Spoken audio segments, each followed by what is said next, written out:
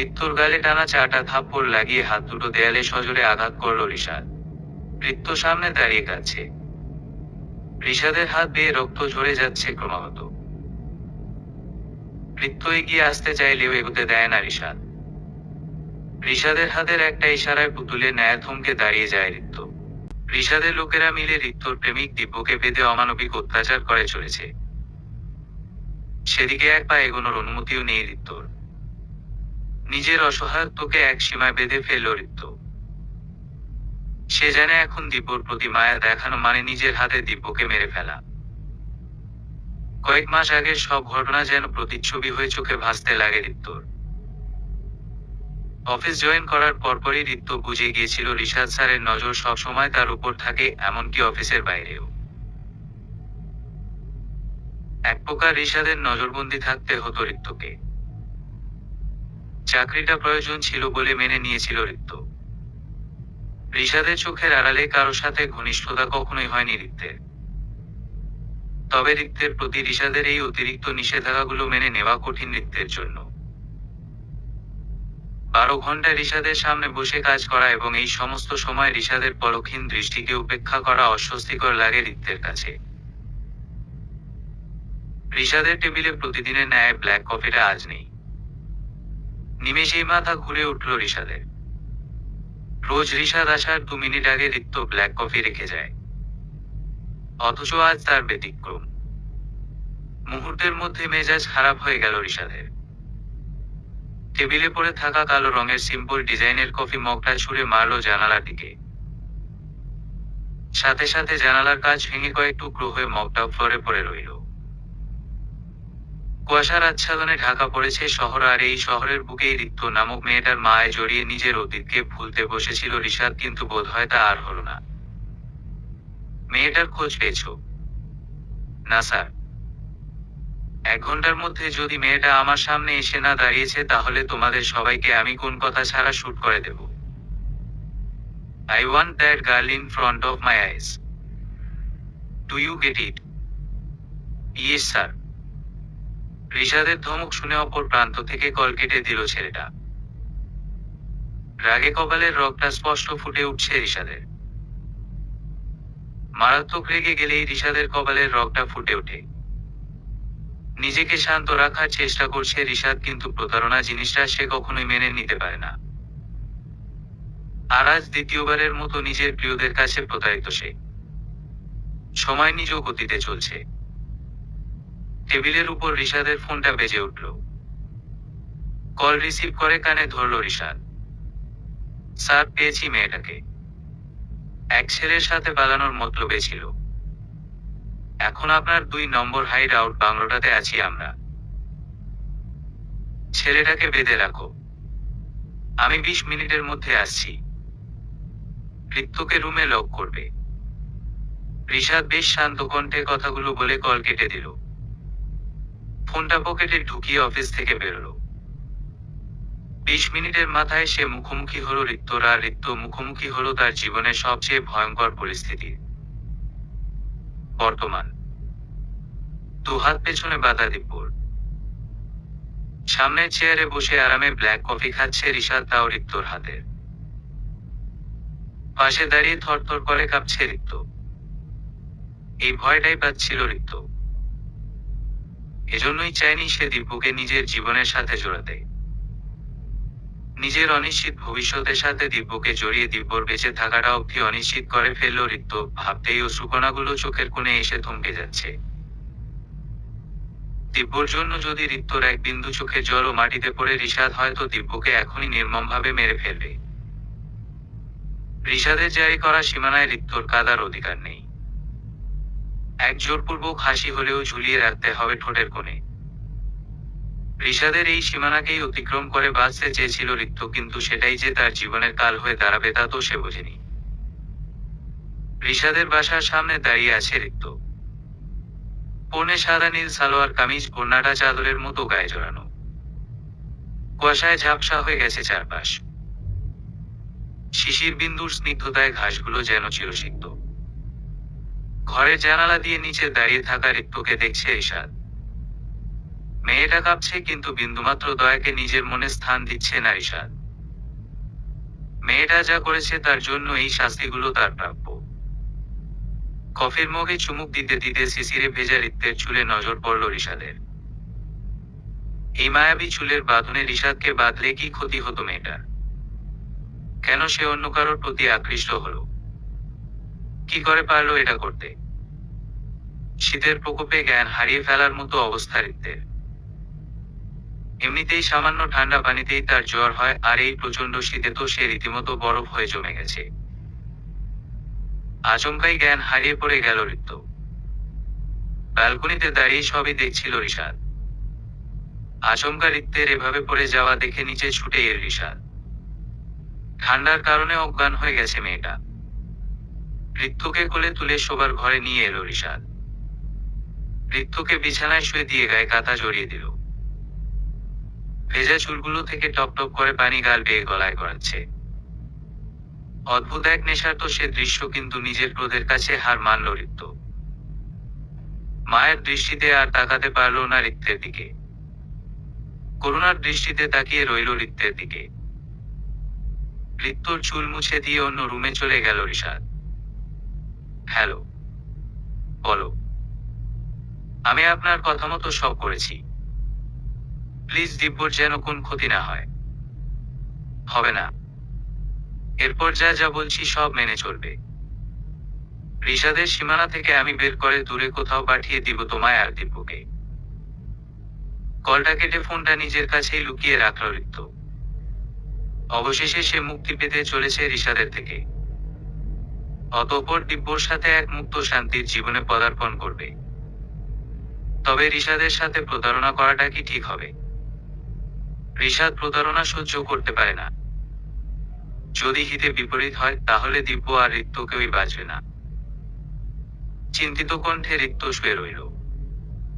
Rishad Afsan Chowdhury, you are finisher. তোমাকে শেষ করার সবচেয়ে দুর্বল কিন্তু সবচেয়ে কার্যকরী হাতিয়ার পেয়ে গেছি আমি। বলেই অট্ট হাসিতে ফেটে পড়ে লোকটা। লোকটার হাতে থাকা রিভলভারটা ঘুরাতে থাকে সে। এক ভয়ঙ্কর খেলার সূচনা করেছে সে। ভালোবাসা আর প্রতারণার সবচেয়ে ভয়ঙ্কর এক খেলা। ঋষাদ ঋত্যের ঘুম ভাঙার অপেক্ষায় ছিল। ঋত্যের ঘুম ভাঙতেই সে ব্রেকফাস্ট টেবিলে সাজিয়ে বাসা থেকে বেরিয়ে যায়। ঋত্য নিচে নেমে আশেপাশে কাউকে খুঁজে পায় না। ঋষাদ বাসাতে সবসময় একা থাকতেই পছন্দ করে। কার্ড অবধি রাখে না সে। ডাইনিং টেবিলে বসতেই বাটার লাগানো ব্রেডের প্লেটের পাশে একটা চিরকুট পায় ঋত্য। চিরকুটটা খুলে পড়তে শুরু করে ঋত্য। ব্রেকফাস্ট করে অফিসে চলে আসবে। আধ ঘন্টার মধ্যে আমার টেবিলে ব্ল্যাক কফি যেন পাই আমি। ঋষাদের থ্রেটে রীতিমতো হাত পা কাঁপতে শুরু করে ঋত্যের। খাবার তো গলা দিয়ে নামবেই না, কিন্তু এভাবে ফেলে গেলে ঋষাদ তাকে আস্ত রাখবে না, আর ঋত্য চায় না এখন এমন কিছু করতে যাতে এই বাড়ি থেকে তাকে বের হতে হয়। আপাতত ঋত্যের সবচেয়ে বড় এবং রিস্কি কাজ হলো ঋষাদের বিশ্বাস অর্জন করে এই বাড়িতে থাকাটা। জরুরি কিছু কাজ শেষ করে অফিসের দিকে যাচ্ছে ঋষাদ। ঋত্যের আধ ঘন্টা সময় শেষ হতে আর 8 মিনিট বাকি। ঋষাদ বরাবরই সময় নিয়ে মাত্রাতিরিক্ত সচেতন। সে জানে 8 মিনিটের মধ্যেই সে অফিসে পৌঁছে যাবে। অফিসে পৌঁছে কেবিনে ঢুকতেই ঋষাদ দেখল ব্ল্যাক কফির সেই আগের ডিজাইনের মগটাতে কফি ঢালছে ঋত্য। এই মগটা এত কম সময়ে কই পেল এই মেয়েটা? চিন্তিত দেখালেও কিছুটা ভালো লাগে ঋষাদের। কফিতে চুমুক দিয়ে ঋত্যের দিকে তাকালো ঋষাদ। চোখের নিচে কালি পড়ে গেছে ঋত্যের, শরীর একদিনেই শুকিয়ে গেছে, কপালে ভাঁজ পড়া, মলিন চাহনি যেন কাঁদতে চেয়েও কাঁদতে পারছে না। ঋত্যের এই অবস্থা ঋষাদের বুকে এক অনাকাঙ্ক্ষিত ব্যথা সৃষ্টি করছে। ঋষাদ কফিতে দ্বিতীয় চুমুক দিতে যাবে, ঠিক এমন সময় ঋষাদের ফোনটা বেজে উঠল। ফোন কানে ধরতেই অপর প্রান্তে থাকা ব্যক্তিটির কথায় চোখ রক্তিম বর্ণ ধারণ করল ঋষাদের। রাগান্বিত ভাবে চুপচাপ কথাগুলো শুনতে লাগলো সে। ঋষাদের হাতের চাপে মগে রীতিমতো ফাটল ধরে গেছে। চোখের পলকেই মগটা চূর্ণ চূর্ণ হয়ে ঋত্যের সামনে পড়ে রইল। অগ্নিদৃষ্টিতে ঋত্যের দিকে তাকিয়ে আছে ঋষাদ। কপালের রগটা স্পষ্ট ফুটে উঠছে। ঋষাদের দিকে তাকিয়ে বার কয়েক ঢোক গিলল ঋত্য। লোডের গানটা ঋত্যের দিকে তাক করল ঋষাদ। গুলির শব্দে এখনো নীরব চারপাশ। অফিসের সমস্ত স্টাফ আতঙ্কিত, কিন্তু তাদের তো আর ঋষাদের রুমে ঢোকার অনুমতি নেই। ঋত্য দু চোখ বন্ধ করে মুখ খিচে দাঁড়িয়ে রইল। চোখ খুলেই হাঁপাতে লাগলো ঋত্য। ঋষাদ গুলিটা শূন্য করেছে, কিন্তু ইতিমধ্যে ঋত্যর ঘাম ঝরতে শুরু করেছে। ঋষাদ ধীরে ধীরে ঋত্যর দিকে এগোতে লাগলো। রিভলভারটা ঋত্যর কপাল থেকে নাক বেয়ে চিবুকে নামাতে নামাতে অদ্ভুত এক শয়তানি হাসি ঝুলিয়ে রেখেছে ঠোঁটের কোণে। ঋত্য, তুমি কি জানো আজ তোমার বিয়ে? মানে? আরে না, ভেবো না আমি বিয়ে করব তোমায়। তুমি যেরকম ফ্যামিলি থেকে বিলং করো, তারা যেমন ছেলের সাথে তোমার বিয়ে দিতেন, সেরকম ছেলের সাথেই বিয়ে হবে। বড়লোক, বয়স্ক। বাসায় যাও, গেট রেডি। যে ভুলগুলো করেছো তার শাস্তি পাওয়ার জন্য বি রেডি। ঋত্যের হৃদস্পন্দনের গতি বেড়ে গেল। ঋষাদ কি সব জেনে গেল? ঋষাদের ধমকে দ্রুত অফিস থেকে বড় ঋত্য। এটা তুমি ঠিক করনি ঋত্য।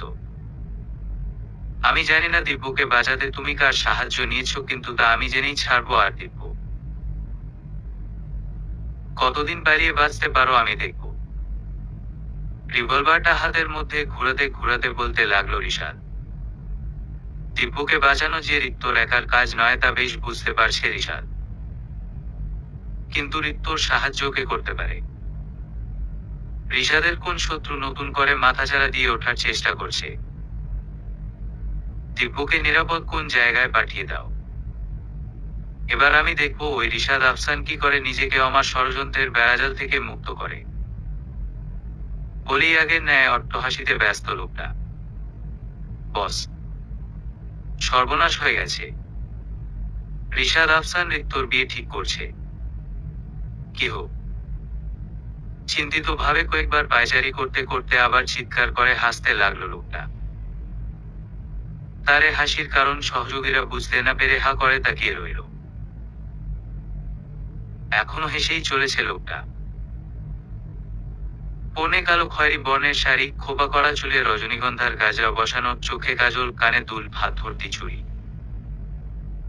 ঋত্যরে সাজ দেখলে আজ হয়তো ঋষাদ আবার তার মায়ে জড়িয়ে যাবে। কিন্তু ঋষাদকে আর নিজের মায়ে জড়াতে চায় না। হয়তো এবার দিব্যকে নিয়ে মুক্ত পায়রা হয়ে বেঁচে থাকাটা আর সম্ভব হবে না ঋত্যর। ঋত্যর সামনে আয়নায় থাকা প্রতিবিম্বটাও যেন তাচ্ছিল্য করছে তাকে। শাড়ি সামলে উঠে দাঁড়ালো ঋত্য। গাড়ির আওয়াজেই বুঝতে পারলো ঋষাদ চলে এসেছে, আর হয়তো ঋষাদের সাথেই চলে এসেছে ঋত্যর অনিশ্চিত ভবিষ্যৎ। সিঁড়ি বেয়ে নিচে নামতে লাগলো ঋত্য। ঋত্যকে সিঁড়ি দিয়ে নামতে দেখে কয়েক সেকেন্ডের জন্য থমকে যায় ঋষাদ। এই মেয়েটাকেই নিজের দুর্বলতা করতে চেয়েছিল ঋষাদ, কিন্তু ঋত্য যে ঋষাদের দুর্বল জায়গাতেই আঘাত করবে তা তো সে জানত না। ঋষাদ সিঁড়ি বেয়ে উপরে উঠতেই একটা মহিলা এবং দুজন পুরুষ বাড়িতে ঢুকল। ঋত্য তাদের বসতে বলল। খুব সম্ভবত এরাই ঋত্যর অনিশ্চিত ভবিষ্যতের চাবিকাঠি। প্রায় 30 বছর বয়সী পুরুষরা বেশ লোভাতুর দৃষ্টিতে ঋত্যর দিকে তাকিয়ে আছে। ঋষাদ এসে তাদের সামনাসামনি সোফায় বসল। পরনে হোয়াইট টি শার্টের সাথে ব্ল্যাক ট্রাউজার। চুলগুলো থেকে টুকটুক করে পানি কপাল বেয়ে গড়াচ্ছে। এইটুকু সময়ে শাওয়ারও নিয়ে ফেলেছে লোকটা। অদ্ভুত সব খেয়াল আসছে ঋত্যর মাথায়। ঋষাদ কথা বলছে লোকটার সাথে। ঋষাদের ঠোঁটের নড়া দেখছে ঋত্য। ঋষাদের দিকে ঋত্যর এমন দৃষ্টি বেশ অপমানের মনে হলো মহিলার কাছে। তিনি বেশ কড়া কণ্ঠে ঋষাদের নাম নিলেন। জি আন্টি, বলুন। আপনি ঋত্যর কে হন? আমি ওর অফিসের বস। তাহলে ঋত্য আপনার সাথে এই ফাঁকা বাড়িতে একা কেন থাকে, আর আপনিই বা কেন ওর বিয়ের কথাবার্তা বলছেন? ওর ফ্যামিলি কোথায়? আপনি ভুল ভাবছেন। ওর ফ্যামিলি গ্রামে থাকে, আর ও আমার সাথে থাকে না। কাল অসুস্থ ছিল, আর আমি ওর বাসা চিনতাম না দেখে এখানে এনেছি। দেখুন, আপনার রক্ষিতাকে আপনি আপনার কাছেই রাখুন। আমাদের কারো রক্ষিতাকে নিজেদের বাড়ির বউ করার ইচ্ছে নেই। ঋত্য কিছু বলছে না, মাথা নিচু তার। কাঁদতে বারণ বলে অশ্রুগুলোও চোখের কোণে এসে থমকে যাচ্ছে। ঋষাদ তাকাতে পারছে ঋত্যর দিকে। এই প্রথম এতটা অসহায় চাহনি ঋত্যের। মহিলা তার স্বামী আর ছেলেকে নিয়ে উঠে গেলেন। ঋত্য কৃত্রিম হাসি ঝুলিয়ে ঋষাদের দিকে তাকালো, তার ছেলের সুরে বলল, পরিবারের কাছে থাকলে হয়তো কারো রক্ষিতার পদবিটা পেতে হতো না। আর কথা না বাড়িয়ে উপরে চলে যায় ঋত্য। ঋষাদ কি করবে বুঝতে পারে না। এটা সে বেশি বেশি করে ফেলেছে। মেয়েটার আত্মসম্মানে এত বড় আঘাতের কারণটা তো ঋষাদই। ঋত্য রুমে ঢুকে জোরে জোরে নিঃশ্বাস নিতে লাগলো, চিৎকার করে কাঁদতে মন চাচ্ছে ঋত্যের। কিন্তু শেষ মুহূর্তে এই ট্রিকটা ইউজ না করলে হয়তো বিয়েটা হয়েই যেত। স্বভাবতই কোন শাশুড়ি সহ্য করবে না তার হবু পুত্রবধূ অন্য কারো দিকে তাকায় থাকে, আবার তার বাড়িতেই থাকে।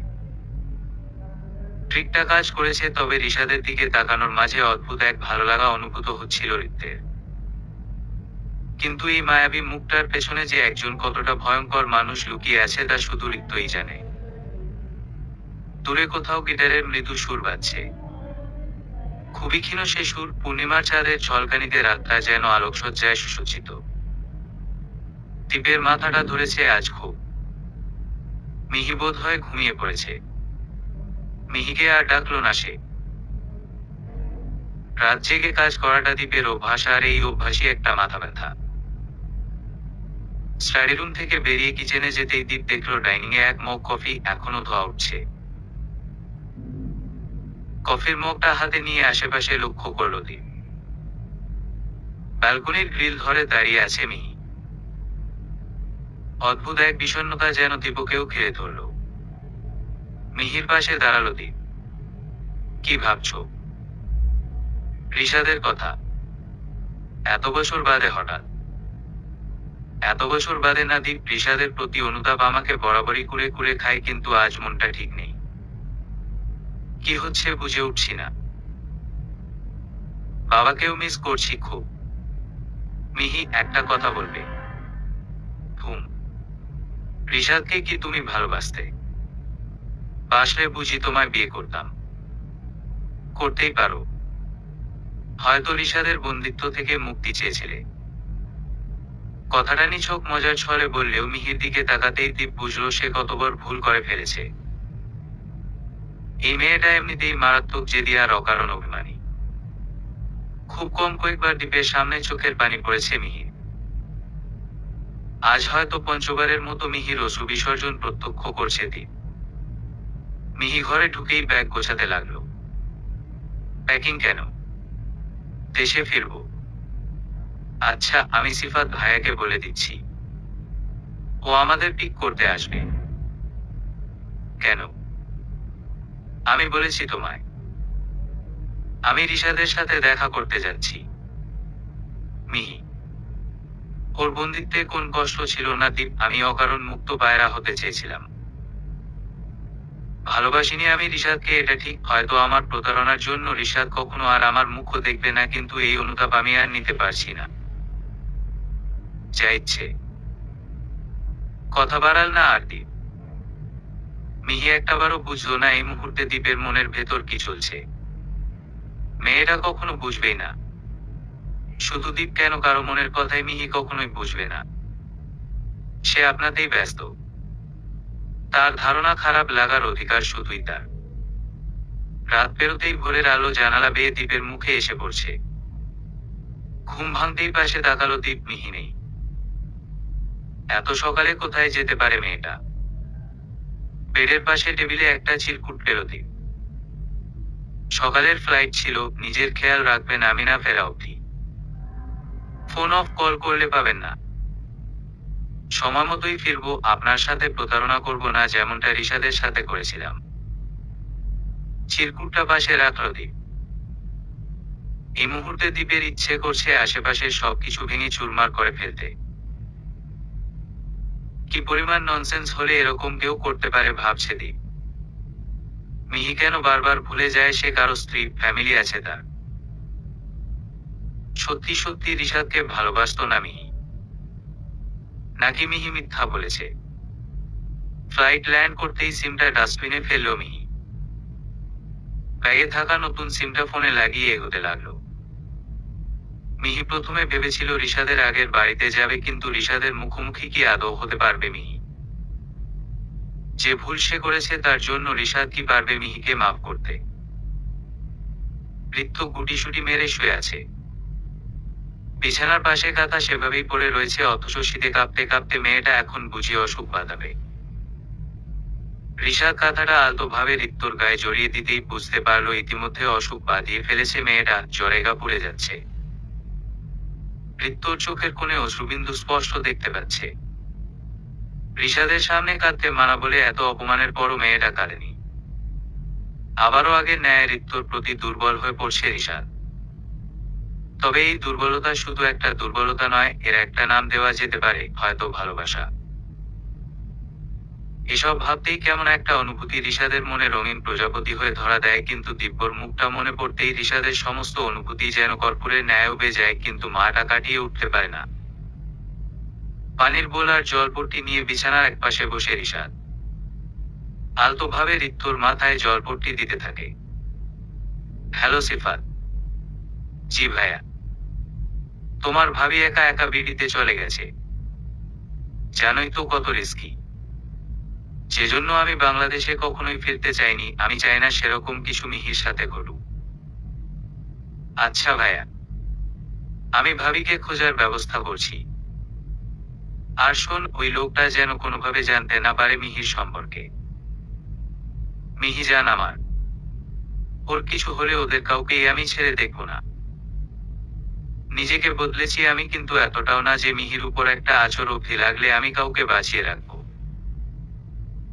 দীপের কথায় অদ্ভুত এক আশঙ্কা বাঁধছে সিফাত। দীপের রাগ সম্পর্কে সে ভালোভাবেই অবগত। মিহি দীপের অতীত না জানলেও সিফাত তো জানে। দীপ যখন ঠিক করেছে দেশে ফিরবে, তার মানে 5 বছরের আগে সে অসমাপ্ত অমীমাংসিত যুদ্ধটা আবার শুরু হবে। নিমেষেই আতঙ্ক এসে বাসা বাঁধল সিফাতের মনে। ঋত্য, ঋত্য। আলতো স্বরে ঋত্যকে ডাকতে লাগলো রিশাদ। জ্বর নেই এখন, তবে ঋত্যর শরীর বেশ দুর্বল। ঘুমে বিভোর সে। এলোমেলো চুলগুলো সারা বালিশ আচ্ছন্ন করে রেখেছে, হিমশীতল বাতাসে চোখ মুখ লালচে হয়ে আছে। ঋত্যর মুখটা যেন মাত্রাতিরিক্ত মায়াবী হয়ে ধরা দিচ্ছে রিশাদের মনে। রিশাদের খুব ইচ্ছে করছে ঋত্যকে একটুখানি ছুঁয়ে দিতে, কিন্তু ঋত্যর মায় জোড়াতে ভয় হচ্ছে রিশাদের। আবারও প্রতারিত হতে যাচ্ছে না তো সে? কেন এনেছো এখানে আমায়? Leave me, just leave me. তোমায় তো ছাড়া যায় না।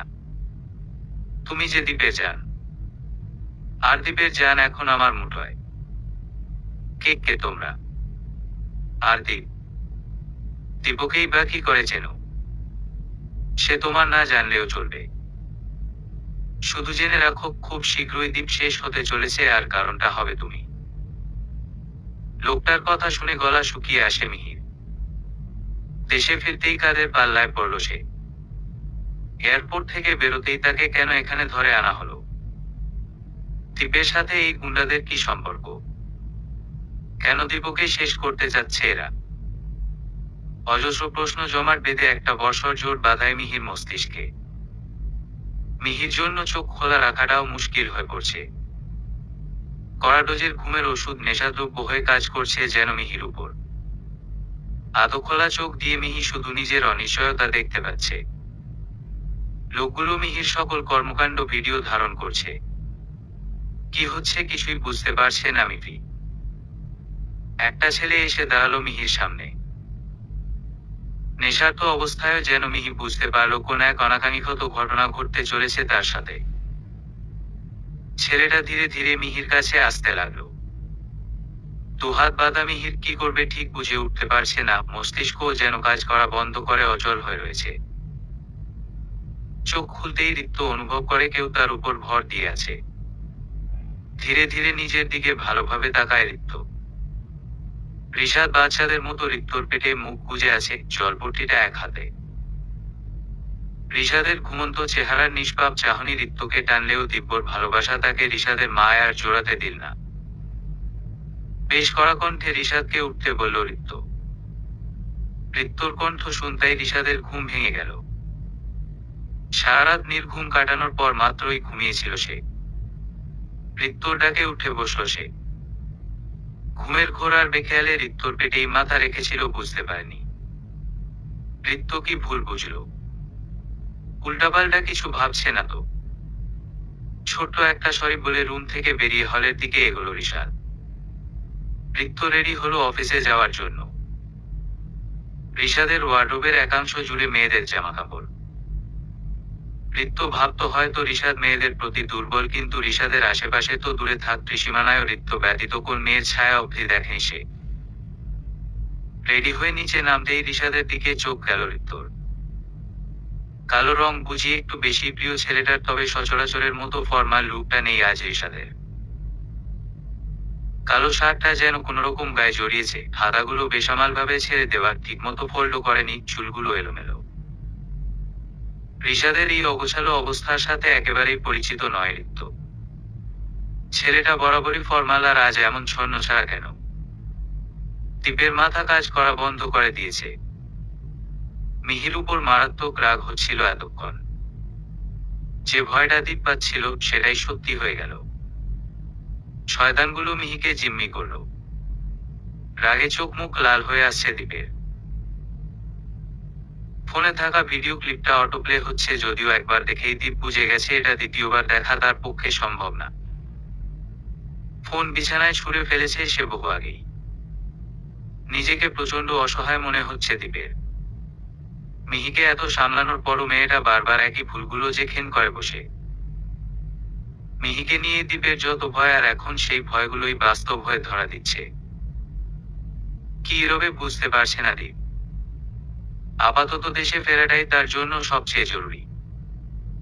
মিহিকে খুঁজে বের করতে হবে আগে, তারপর দেখে নেবে ওই শয়তানের বাচ্চাগুলোকে। সিফাতকে বলে দেশে ফেরার এবং দেশে ফিরেই পরবর্তী কাজকর্মের ব্যবস্থা করে ফেলে দিই। ঘুম ভাঙতেই মিহি অনুভব করে দুহাতে বিন্দুমাত্র জোর নেই মিহির। টানা 12 ঘন্টা দড়িতে বাঁধা হাত দুটো, তার উপর লোকগুলোর অমানবিক অত্যাচার।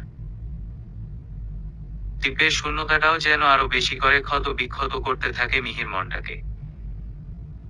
দীপের কথা না শোনার শাস্তি সে পাচ্ছে এখন, কিন্তু মিহি এখনো বুঝে উঠতে পারছে না এদের সাথে দীপের সম্পর্কটাই বাকি। অফিসে ঢুকতেই ঋত্য ঋষাদের কেবিনে যায়। ব্ল্যাক কফি বানাতে যাবে, ঠিক এমন সময় পেছনে থেকে ঋষাদের কণ্ঠ শুনতে পায়, দরকার নেই কফি, তুমি যাও, নিজের কাজ করো। ঋষাদের কথা যেন বিদ্যুতের গতিতে সারা মস্তিষ্কে ছড়িয়ে যায় ঋত্যর। ঋত্যকে কি আপনি নিজের বন্দি খাঁচা থেকে মুক্ত করতে চাচ্ছে ঋষাদ? তাহলে তো ভালোই, কিন্তু ঋষাদের এমন বিষণ্ণ চেহারার পেছনে কোন রহস্য লুকিয়ে নেই তো? ঋষাদের অবহেলাটাও যেন উপভোগ করতে পারে না ঋত্য। অবহেলাটা উল্টো মন খারাপ হয়ে কষ্ট দিতে থাকে তাকে। কাজের বেশিরভাগ সময় ঋত্য ঋষাদের সামনেই বসে থাকে, কিন্তু আজ ঋষাদ ঋত্যর দিকে তাকাচ্ছে না অবধি। ঋষাদের এই নতুন রূপ মারাত্মক ভাবে ভাবাতে থাকে ঋত্যকে। ঋত্য, কিছু কথা ছিল। জি স্যার, বলুন। কেবিনে এসো। ঋত্য কেবিনে ঢুকতেই ঋত্যকে জড়িয়ে বাচ্চাদের মতো কাঁদতে থাকে ঋষাদ। আচমকাই এমন করায় ঋত্য কি করবে বুঝে উঠতে পারে না, কিন্তু ঋষাদকে সরিয়ে দেওয়াতেও কেন যেন মন সায় দেয় না। অগত্যা ঋষাদের বাহুডোরেই আবদ্ধ রয় সে। ঋত্য এখনো ঋষাদের বাহুডোরে আবদ্ধ। ঋষাদকে ছাড়ার মতো শক্তিটা কেন যেন পাচ্ছে না ঋষাদ। ধীরে ধীরে ঋত্যকে ছেড়ে দাঁড়ালো ঋষাদ। অদ্ভুত এক অনুভূতি হচ্ছে ঋষাদের। নতুন এক অনুভূতি, যে অনুভূতির সাথে কখনোই পরিচিত ছিল না ঋষাদ। ঋষাদের চোখ মুখ অসম্ভব লাল, যেন এখনই কান্না করে ফেলবে। চেয়ারে বসলো ঋষাদ, ঋত্যকে বলল সামনে বসতে। ঋত্য, কিছু কথা বলি তোমায়। জি স্যার। কয়েক বছর আগে আমি একটা মেয়েকে ভালোবেসেছিলাম। মেয়েটার বাবা এই অফিসেই জব করত। আমার খুবই স্নেহের আর সম্মানের একজন মানুষ, মাহিন সাহেব। পৃথিবীতে আপন বলতে তার একমাত্র মেয়ে ছিল মিহি। প্রথম দেখাতেই ভালো লেগে যায় মিহিকে। নিজের নজরে বন্দি করে ফেলি মিহিকে। রিশাদের সীমানায় আবদ্ধ করতে চেয়েছিলাম মিহিকে, কিন্তু বুঝে উঠতে পারিনি আবদ্ধ করার জায়গায় মিহিকে বন্দি করে ফেলেছি আমি। আমাকে কখনোই ভালোবাসতে পারেনি মিহি। সে ভালোবেসেছিল অন্য কাউকে। আমায় প্রতারণা করে চলে গেল। ভালো না বেঁচে থাকলে ছেড়ে যাওয়াটা কখনোই প্রতারণা হয় না। Let me finish. মিহি চলে যাওয়ার পর প্রচন্ড রাগ হয়। ভেবেছিলাম আমি মিহিকে ভালোবাসি, কিন্তু মিহিকে ছাড়া আমি দিব্যি ভালো ছিলাম, মিহিকে খোঁজার চেষ্টা অবধি করিনি।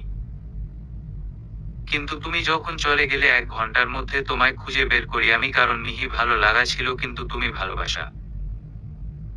ভালো লাগা আর ভালোবাসার পার্থক্যটা আমি খুব ভালো মতোই বুঝি। ঋত্যর চোখে চোখ রেখে বলল রিশাদ। রিশাদের চোখে ঋত্য নিজের প্রতি দুর্বলতা দেখতে পারছে, কিন্তু ঋত্য যে দুর্বল দিব্যর জন্য। দিব্যকে ছাড়া ঋত্য পারবে না অন্য কারো মায়ে নিজেকে জোড়াতে। রিশাদ এবার চেয়ার ছেড়ে উঠে ঋত্যর কাছাকাছি আসল। রিশাদের সামনাসামনি চেয়ারে বসেছিল ঋত্য।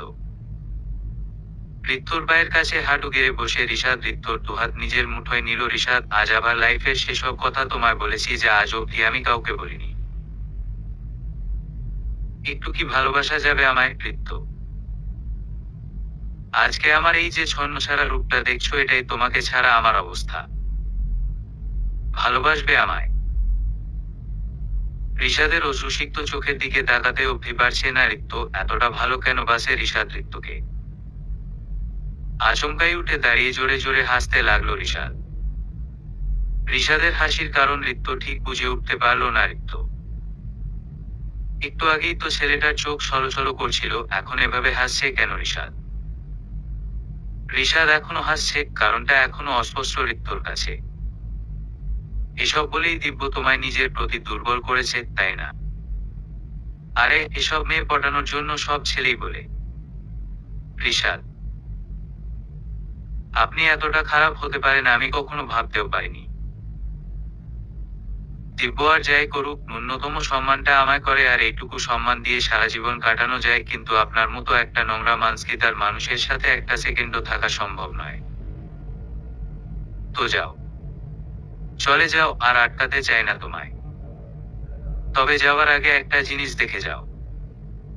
রিশাদ ফোন থেকে একটা ভিডিও ক্লিপ ওপেন করে ঋত্যর মুখের সামনে ধরে। ঋত্য ফোনের স্ক্রিনের দিকে তাকাতেই আটকে ওঠে। দিব্য একটা মেয়ের সাথে নোংরামিতে ব্যস্ত। ঋত্যর মন চাচ্ছে ফোনটা এখনই ছুঁড়ে মারবে, কিন্তু তাতেই কি ফোনে চলমান কার্যকলাপগুলো থেমে যাবে? ভিডিও ক্লিপটা বন্ধ করে ঋত্যর দিকে তাকালো রিশাদ। সম্মান করা আর দেখানোর জন্য সম্মান করা বিষয় দুইটার মধ্যে বিস্তর পার্থক্য। আমার এসব নাটক করার কারণই ছিল আমি যেন দিব্যর সত্যটা তোমার সামনে আনতে পারি। স্বাভাবিকভাবেও সব বলতে পারতাম, কিন্তু চোখে আঙুল দিয়ে প্রমাণ দিলাম আর কি। যদি ভিডিওটা মিথ্যে মনে হয়, বাসায় চলো। দিব্যকে আসতে বলেছি, চলে যেও ওর সাথে। দীপ, ব্যস্ত তুমি? তোমার জন্য আমি কখনোই ব্যস্ত না।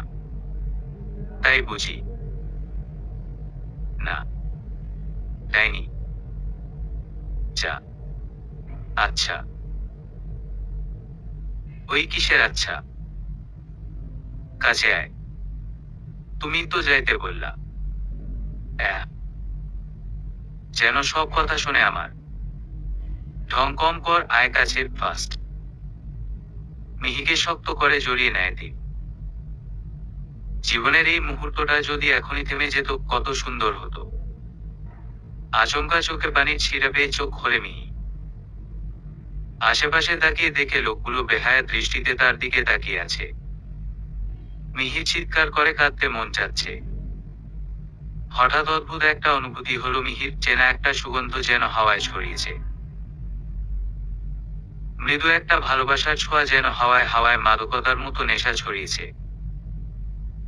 চারপাশে নোংরা লোকগুলো দিয়ে ঘেরা, এসবের মাঝেও দীপের শরীরের সেই পরিচিত ঘ্রাণ অনুভব করতে পারছে। একটা ছেলে বেশ নোংরা দৃষ্টিতে মিহির দিকে তাকিয়ে আছে। ধীরে ধীরে মিহির দিকে নোংরাভাবে এগিয়ে আসতে লাগলো ছেলেটা। মিহির গায়ে হাত দিতে যাবে ছেলেটা, ঠিক এমন সময় গুলির তীব্র একটা শব্দ হলো। ছেলেটা মেঝেতে পড়ে গেল। আতঙ্কে এমনিতেই মিহির চোখ বেয়ে জল গড়াচ্ছে। গুলির শব্দে মিহি যেন কাঁদতেও ভুলে গেল। গুলির শব্দে পিছনে তাকালো সবাই। পরিচিত সেই মুখ, কারো মুখে প্রশান্তির দীর্ঘশ্বাস তো কারো কপালে দুশ্চিন্তার ঘাম। দীপ।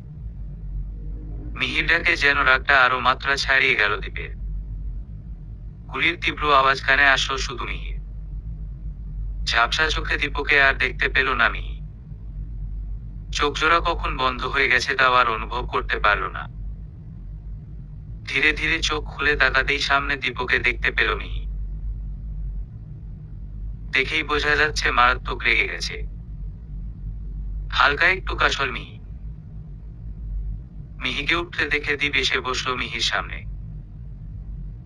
তোকে 1000 বার বলছি, পাকনামি কম করবি। সরি। আমাকে খুন করে বল সরি। খবরদার যদি আবার চোখের আড়াল হয়েছিস আর কখনো। হব না। দেখো মিহি, একটা কথা বলি। বলো। কথা শেষ হইছে আমার। তোরে আশক করছি। বলতে চাইছি, চুপচাপ শুনবি। আচ্ছা।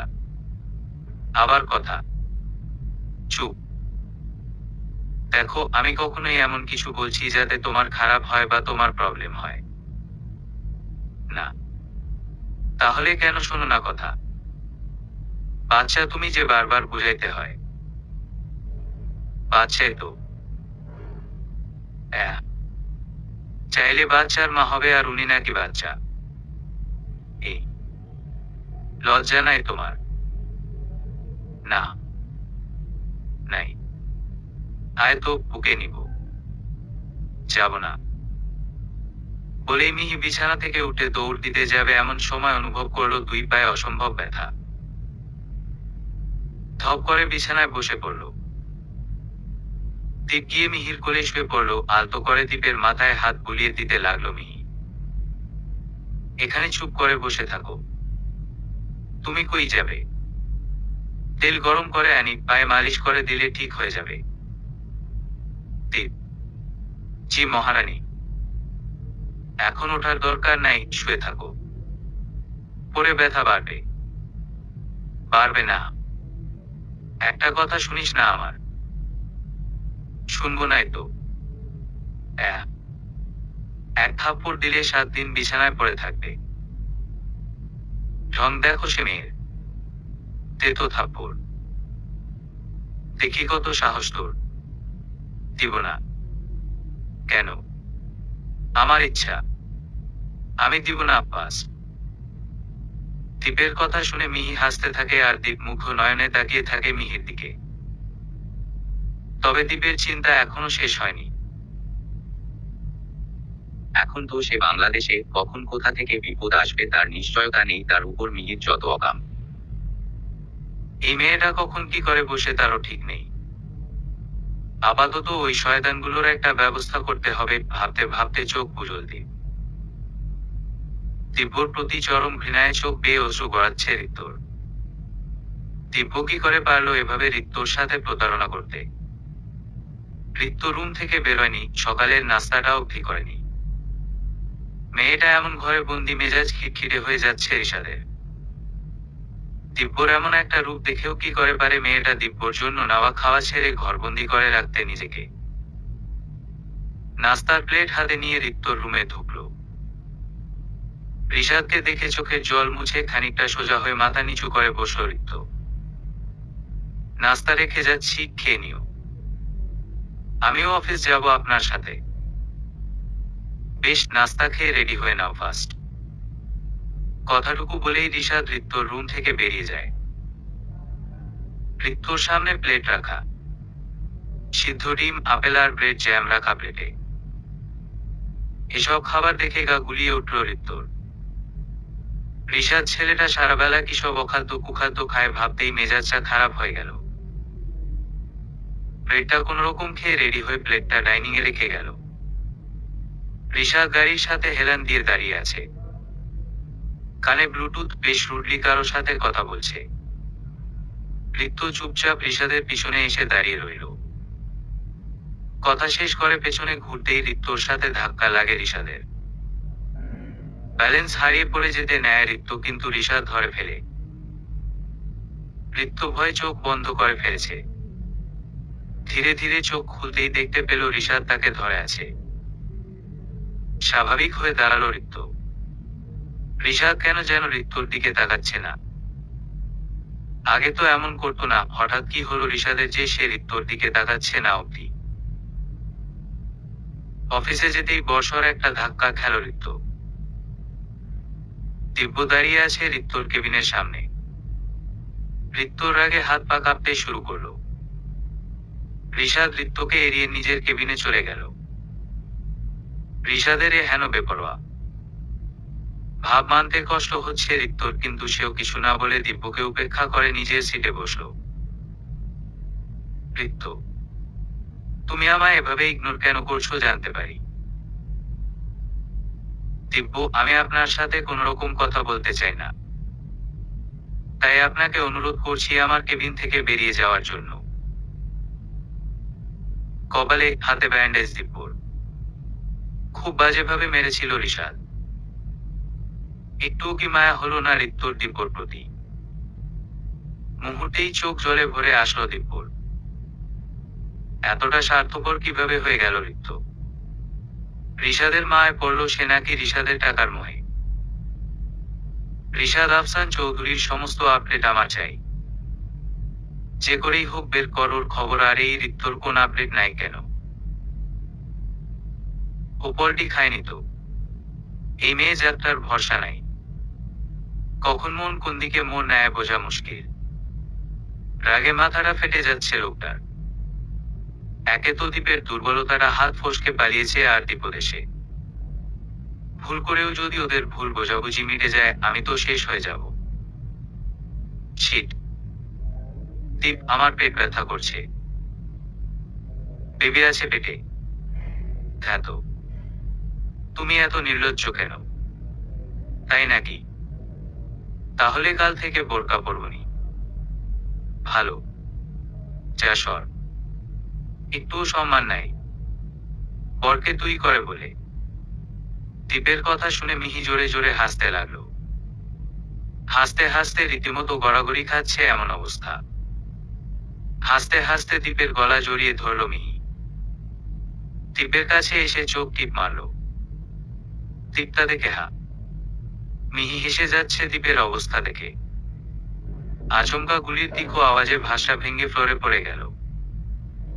দীপ মিহিকে শক্ত করে বুকে জড়িয়ে নিয়ে ড্রয়ারে থাকা রিভলভারটা তাক করলো যেদিক থেকে গুলিটা এসেছিল। মিহি ভয়ে গুটিসুটি মেরে দীপের বুকে লুকিয়ে আছে।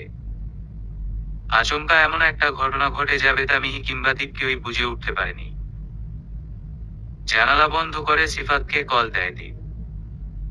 বেশ কিছুক্ষণ কথা বলে ফোন রেখে মিহির কাছে আসে দীপ। এমনিতে সাহসী সাজলেও ভিতরে ভিতরে এই মেয়েটা ভিতর ডিম। মিহির কোলে মাথা রেখে চোখ বন্ধ করল দীপ। দীপ, চলো ফিরে যাই। এত সহজ না শোনা সবকিছু। দেশে আসাটা যতটা বিপজ্জনক ছিল তার চেয়ে অনেকাংশ বেশি বিপজ্জনক হবে ফিরে যাওয়া। তাছাড়া ওরা দ্বীপের উইক পয়েন্ট জেনে গেছে। ওরা বারবার চেষ্টা করবে তোমায় আঘাত করার। তোমাকে নিয়ে আমি আর 1% রিস্ক নিতে ইচ্ছুক না। এতটা ভালো কেন বাসেন? শুধু ভালো না, খারাপও বাসি, বুঝলেন ম্যাডাম? মিহি মুচকি হেসে দীপের কপালে হাত বোলাতে লাগলো। দীপের চোখ বন্ধ, বড্ড মায়াবী লাগছে দীপকে। দীপের মায় ডুবে নিজেকে ধ্বংস অবধি করে ফেলতে পারে মিহি। আচমকা ফোনের রিং বেজে ওঠায় কাজে ব্যাঘাত ঘটল ঋত্যর। ফোন হাতে নিয়ে দেখল ঋষাদের text. Get ready in 10 minutes. We are going somewhere. ঋষাদের টেক্সটে বেশ খানিকটা অবাক হল ঋত্য। আচমকা এমন টেক্সট কেন করল ঋষাদ? কাজগুলো কমপ্লিট করে ল্যাপটপ অফ করে রিশাদের কেবিনে ঢুকতেই রিশাদের চোখে চোখ পড়ল ঋত্যর। অদ্ভুত এক মায়া যেন ঘিরে ধরল ঋত্যকে। তবে কি রিশাদের প্রতি দুর্বল হয়ে পড়ছে ঋত্য? না, এমনটা ভাবাও ভুল ঋত্যর জন্য। ল্যাপটপটা বন্ধ করে ঋত্যকে নিয়ে গাড়িতে এসে বসল রিশাদ। নিশ্চিন্তে ড্রাইভ করছে রিশাদ, কিন্তু ঋত্যর মনে অজস্র প্রশ্ন উকি দিচ্ছে। রিশাদ কোথায় নিয়ে যাচ্ছে ঋত্যকে? আচমকা গাড়ি থামিয়ে গাড়ি থেকে নামে রিশাদ। তুমি বসো। কথাটা বলেই কাজী অফিসে ঢুকে যায় রিশাদ। ঋত্যর ভয়ে গলা শুকিয়ে আসছে। রিশাদ তাকে কাজী অফিসে কেন এনেছে? আবার কার সাথে ঋত্যর বিয়ে ঠিক করে ফেলল রিশাদ? হঠাৎ ফোন বেজে উঠতেই গা শিউরে উঠল ঋত্যর। ফোনটা তুলে কানে ধরতেই অপর পাশ থেকে ঝাঁঝালো কণ্ঠ শুনতে পেল। এসব কি? সবকিছু ভুলে গেছো নাকি? বলেছি তো দিব্য আর তোমার সেফটি আমার হাতে। দিব্যর নাম অবধি শুনতে চাই না আমি। ও একটা প্রতারক। রিশাদ চৌধুরী ভুল বুঝিয়েছে আর তুমি বুঝেও গেলে। কি প্রুফ দেখিয়েছি রিশাদ তোমায়? একটাবার চেক করে দেখেছিলে? দিব্যকে প্রশ্ন করেছিলে? এত বোকা তুমি ঋত্য? রিশাদ আফসান চৌধুরীর মতো চৌকস একটা লোকের কথা এত সহজে বিশ্বাস করে নিলে? আশা করছি আবার কথাগুলো মাথায় ঢুকেছে। কল কেটে গেল। ঋত্য কি করবে বুঝে উঠতে পারছে না। রিশাদ এতটা নিচে নামতে পারে তা কখনোই ঋত্য ভেবে উঠতে পারেনি। রিশাদ আর দিব্যর মাঝে নিজেকে এক অসহায় অস্তিত্ব মনে হতে লাগে ঋত্যর, যে বিশ্বাস অবিশ্বাসের এক দ্বন্দ্বে নিজেকে অবধি বিশ্বাস করে উঠতে পারছে না। এ কেমন খেলায় মেতেছে বিধাতা তার সাথে। রিশাদ বারবার চিৎকার করে ঋত্যকে বলছে কবুল বলার জন্য, কিন্তু ঋত্যর কান অবধি রিশাদের কথা পৌঁছাচ্ছে না। ঋত্য এখন অন্য খেয়ালে মত্ত। দিব্যর প্রতি সন্দেহ করাটা কতটুকু যৌক্তিক তা ভাবতে ব্যস্ত ঋত্য। এমতাবস্থায় রিশাদের রাগ ক্রমশ মাত্রা ছাড়িয়ে যাচ্ছে। যে কোন সময় আগ্নেয়গিরির লাভা হয়ে ফাটবে সে ঋত্যর উপর, কিন্তু সেদিকে বিন্দুমাত্র ভ্রুক্ষেপ নেই ঋত্যর। কি হতে চলেছে আজ? রিশাদের সাথে কি তবে ঋত্যর বৈবাহিক সম্পর্কের সূচনা হতে চলল? ঋত্য কি আদৌ পারবে দিব্যকে ভুলে রিশাদকে মনের কোঠায় স্থান দিতে? প্রশ্নগুলো পেঁচালো হচ্ছে, কিন্তু যার উত্তর পাওয়া যাচ্ছে না। পরিস্থিতি হয়তো বলে দিতে পারবে কি হতে চলেছে তাদের জীবনে। গাড়ির কাছে হেলান দিয়ে আছে ঋত্য। নোনা জল গাল গড়িয়ে পড়ছে, তবে তা রিশাদের চোখে ধরা দিচ্ছে না। কয়েক প্রহর আগে কি হয়ে গেল তা আজ করতেও যেন কান্না আসছে ঋত্যর। কি করে পারল সে কবুল বলতে? চাইলেও কখনোই এ বিয়ে মানতে পারবে না ঋত্য, কিন্তু দিব্যর জন্য এমনটা করতে সে বাধ্য। বিয়েটা না করলে লোকগুলো দিব্যকে মেরে ফেলবে, অথচ ওই লোকটাই একসময় বলেছিল দিব্য আর তার সেফটি তাদের হাতে। নিজ স্বার্থে মানুষ কত রং যে ধারণ করে। এসব কথা ভাবতেই চোখ ছলছল করতে লাগলো ঋত্যর। রিশাদ গাড়ি থামালো। ঋত্য, আমি আর যাই করি তোমার সাথে এমন কিছু করব না যা তোমার খারাপ লাগবে। এই বিয়েটা আমার খারাপ লাগেনি তাকে বললো আপনাকে। বিয়ে না করে নিজের কাছে রাখতে চাইনি। এখন না চাইলেও রিশাদের নজরে বন্দি তুমি। রিশাদের কথা শুনে মাথা নিচু করে ফেলল ঋত্য। খারাপ লাগছে না তার একটুও না, বরঞ্চ মনে হচ্ছে সময়টা এখানেই থেমে গেলে বুঝি ভালো হতো। হঠাৎ এমন অনুভূতি হওয়ার কারণটা ঠিক ধরতে পারে না ঋত্য। নতুন করে ভাবতে নিবে এমন সময় রিশাদ তাড়া দেয় বাড়ির ভিতরে ঢোকার জন্য। বেশ শীত পড়েছে বাইরে। কুয়াশায় রাস্তাটা অবধি দেখতে পাওয়া মুশকিল। জানালার পাশে দাঁড়িয়ে আনমনে অনেক কিছুই ভাবতে ব্যস্ত ঋত্য। খুঁজতে ব্যস্ত সে জীবনের হারিয়ে যাওয়া ছন্দ। কফি ঠান্ডা হয়ে যাচ্ছে। আমি কফি খাই না। আগে বলতে পারতে ইচ্ছা করে আনতাম। আমার পছন্দ অপছন্দের এতটা মূল্য কি আদৌ আছে আপনার কাছে? দিব্যবাদে তোমার সব পছন্দের মূল্য আছে আমার কাছে। দিব্য আমার পছন্দ নামি চৌধুরী, সে আমার ভালোবাসা আর পছন্দ। ভালোবাসার মধ্যে পার্থক্যটা কিন্তু বিস্তর। রাত অনেক হয়েছে, তুমি ঘুমিয়ে পড়ো। আমি পাশের রুমে আছি। কোন দরকার লাগলে ডাক দিও। প্রয়োজন পড়বে না। রিশাদ চলে যেতেই দরজা লাগিয়ে দিল ঋত্য। ফোনে টুম করে একটা আওয়াজ হলো। ফোন হাতে নিল ঋত্য। দিব্যর মেসেজ। তোমায় কখনো ভুল বুঝবো না আমি, শুধু বলবো ভালোবাসি। Waiting for you my love. দিব্যর মেসেজ দেখে কিছুটা স্বস্তি পায় ঋত্য। এতটা ভালো কেউ কিভাবে বাঁচতে পারে কাউকে। দিব্যর ছবিটাতে চুমু খেয়ে ফোনটা বুকে জড়িয়ে নেয় ঋত্য। দীপ, ও দীপ, শোনো না। বলেন মহারানী। আমি আইসক্রিম খাবো। দরজা লক করো, আমি নিয়ে আসছি। আর শোনো, আমার কাছে স্পেয়ার কি আছে, তাই নক করবো না। কেউ নক করলে খবরদার খুলবা না, ওকে। দীপ আইসক্রিম নিতে চলে গেল। মিহি কি করবে ভাবতে ভাবতে রান্নাঘরের দিকে গেল। নুডলস ছাড়া তেমন কিছু দেখলো না রান্নাঘরে। অবশ্য অন্য কিছু থাকলেও লাভ হতো না। নুডলস ছাড়া আর কিছু তো পারেও না মিহি। অবশেষে ভাবলো নুডলসই রান্না করবে। গ্যাস অন করে লাইটার হাতে নিতেই ফোন বেজে উঠল মিহির। নতুন নম্বরটা তো কারো কাছে নেই, তবে কে কল করলো। লাইটার রেখে ফোন হাতে নিতেই মিহি দেখলো অপরিচিত নম্বর। ফোনটা কানে ধরে হ্যালো বলল মিহি, কিন্তু অপর পাশ থেকে কোন আওয়াজ শোনা যাচ্ছে না। বেশ কয়েকবার হ্যালো বলার পরও কোন আওয়াজ শোনা গেল না। বিরক্ত হয়ে ফোন রেখে দিল মিহি। রান্নাঘরের দিকে এগোতে যাবে এমন সময় দরজায় কলিং বেলের আওয়াজ শুনে দরজা খুলতে গেল মিহি। দরজা খুলতেই মুখে কেউ একটা রুমাল চেপে ধরল মিহি। তৎক্ষণাৎ তার মনে পড়ল দীপ বলেছিল কেউ নক না করলে দরজা না খুলতে। আইসক্রিম আর রাতের খাবার নিয়ে বাড়ির দিকে আসছিল দীপ। আচমকা বেশ জোরে সিলিন্ডার ব্লাস্ট হওয়ার একটা শব্দ পেল। বাড়ির দিকে দৌড়ে আসতেই দেখলো সারা বাড়িতে আগুন লেগে গেছে। হাতে সবকিছু ফেলে দ্রুত ভেতরে ঢোকার চেষ্টা করল দীপ। ব্যর্থ চেষ্টা। আগুনের তীব্রতা এতটাই যে দরজার কাছে অবধি যাওয়া যাচ্ছে না। মুহূর্তেই চোখে অন্ধকার দেখতে লাগলো দীপ, তবে নিজেকে সামলে নিল। সিলিন্ডার ব্লাস্ট হয়ে এত বড় আগুন লেগেছে মানে গ্যাস সারা বাড়িতে ছড়িয়েছিল। তাহলে মিহির বুঝতে পারার কথা। বাড়ির দরজা আধ খোলা, অথচ গাধাটাকে বলেছিলাম দরজা না খুলতে। গাধায় একটা।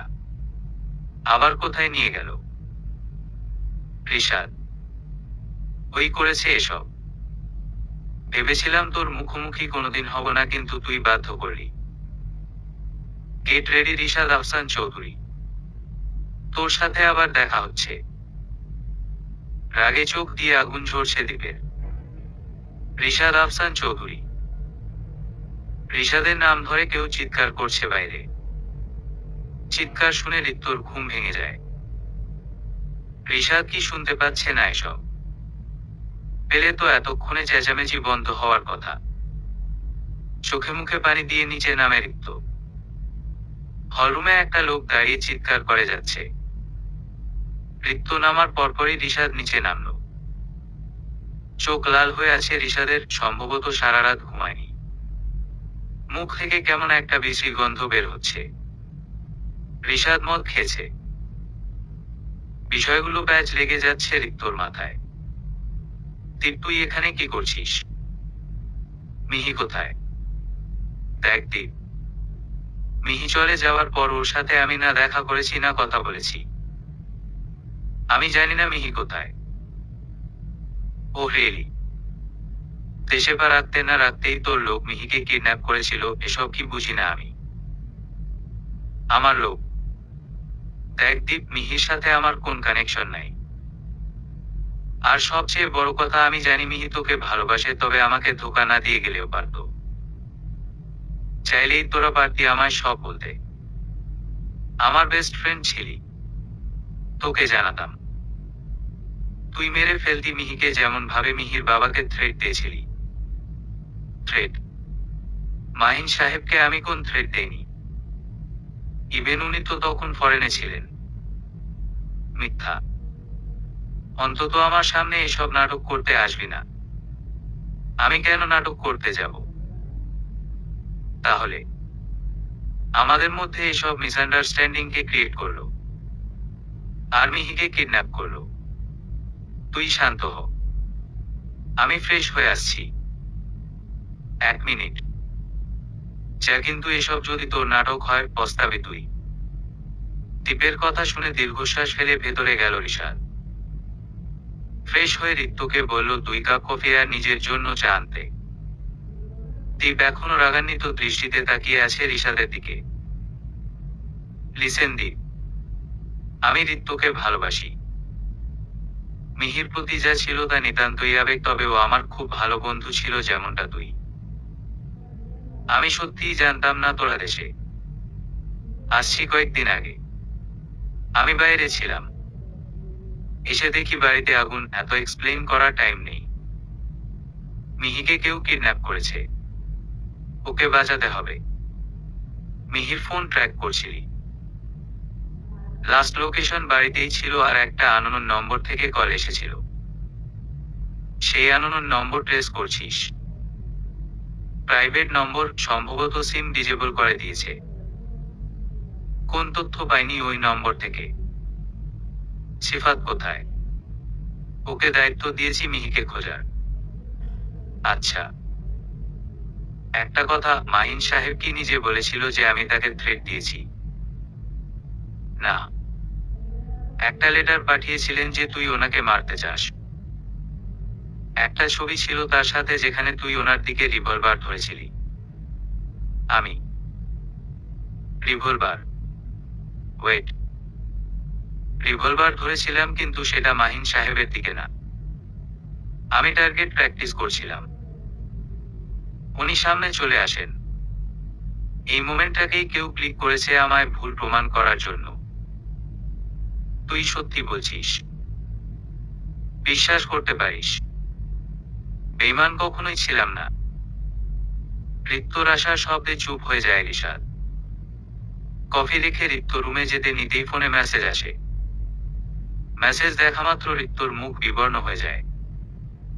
ঋত্যর ভাবভঙ্গি দেখে ঋষাদও ভ্রু কুঁচকে তাকায় তার দিকে। ছেড়ে দাও আমায়। কি করেছি আমি? কে তোমরা? আমায় এখানে কেন ধরে এনেছিস? চিৎকার করছে মিহি, তবে লোকগুলো মিহির প্রশ্নের বিন্দুমাত্র গুরুত্ব দিচ্ছে না। একসময় বিরক্ত হয়ে চুপ হয়ে যায় মিহি। মাথাটা ঝিমঝিম করছে।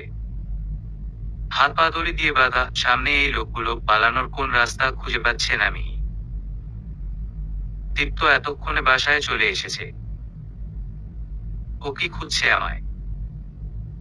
দীপের কথা ভাবতে ভাবতেই মিহির মাথায় আসে সে গ্যাসের চুলা অন করে চলে এসেছে। মুহূর্তেই মুখ বিবর্ণ হয়ে যায় তার। সবকিছু কেমন যেন এলোমেলো লাগতে শুরু করে। লোকগুলো কি যেন ফিসফিস করছে, সেদিকে মনোযোগ দেওয়ার চেষ্টা করে মিহি।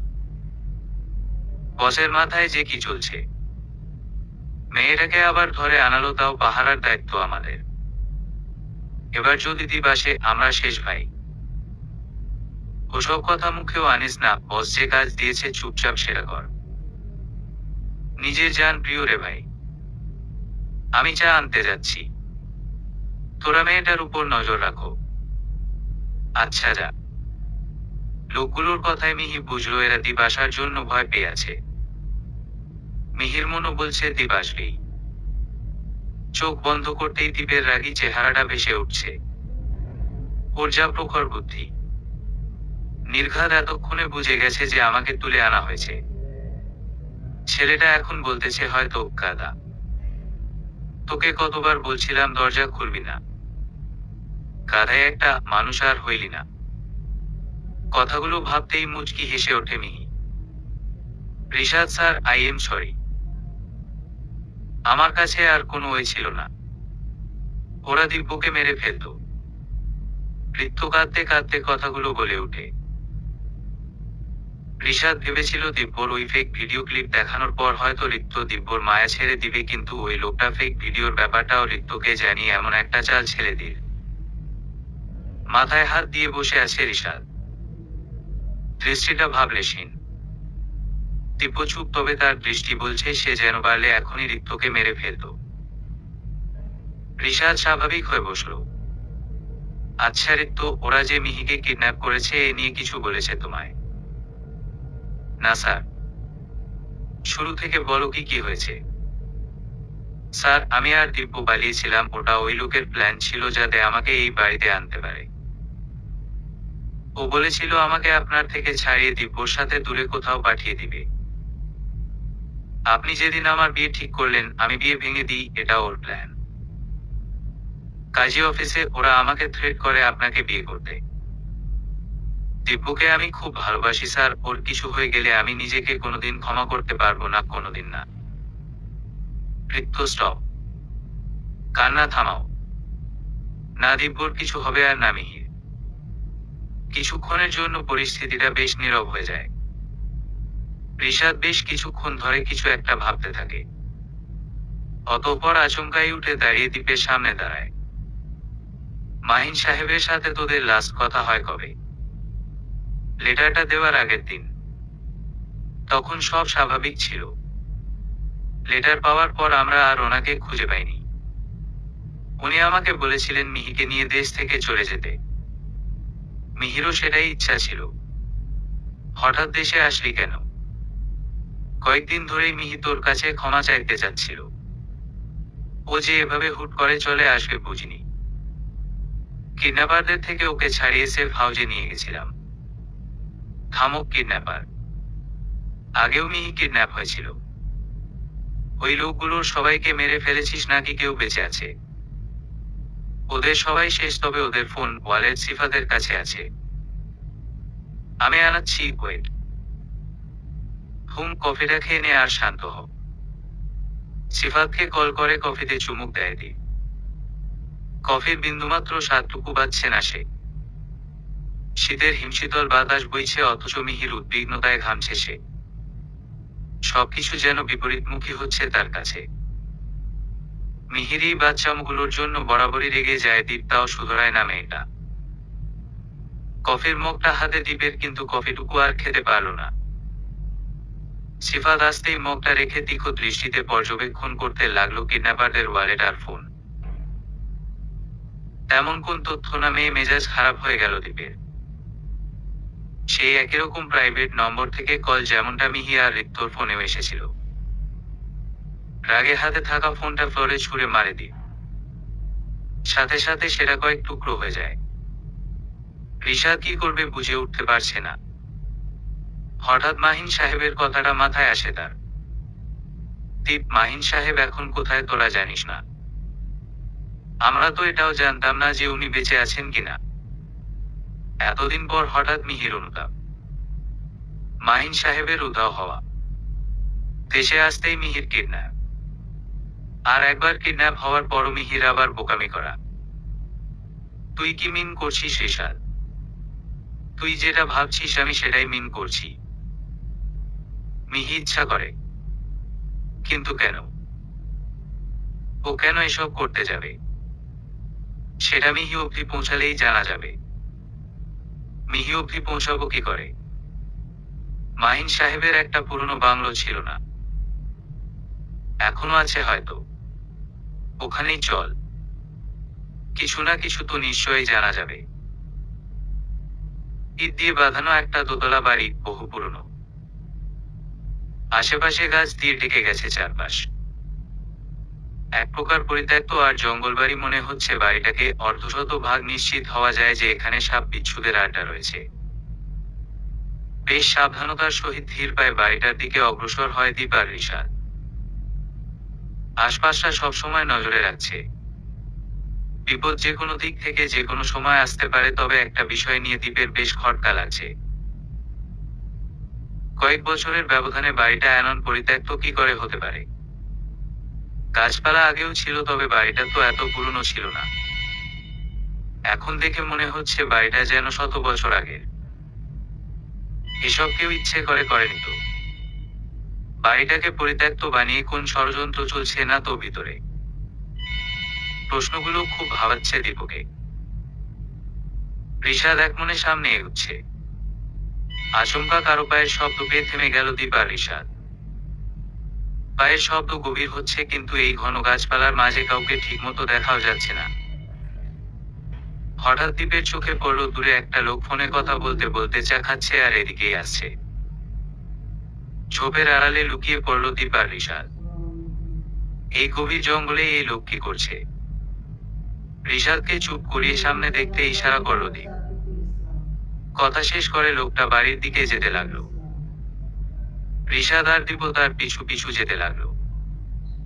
ঋষাদ আর দীপের কোন আপডেট নেই কেন? কোথায় ডুব দিল ওরা? যত তাড়াতাড়ি সম্ভব ওদের আপডেট আমার চাই। কথাগুলো বলতে বলতে লোকটা পিছনে ঘুরল। ঋষাদ আর দীপ তখন জানালার এক কোণে গাছের আড়ালে দাঁড়িয়ে। লোকটার চেহারা দেখেই আশ্চর্যের চরম পর্যায়ে উপনীত হলো তারা।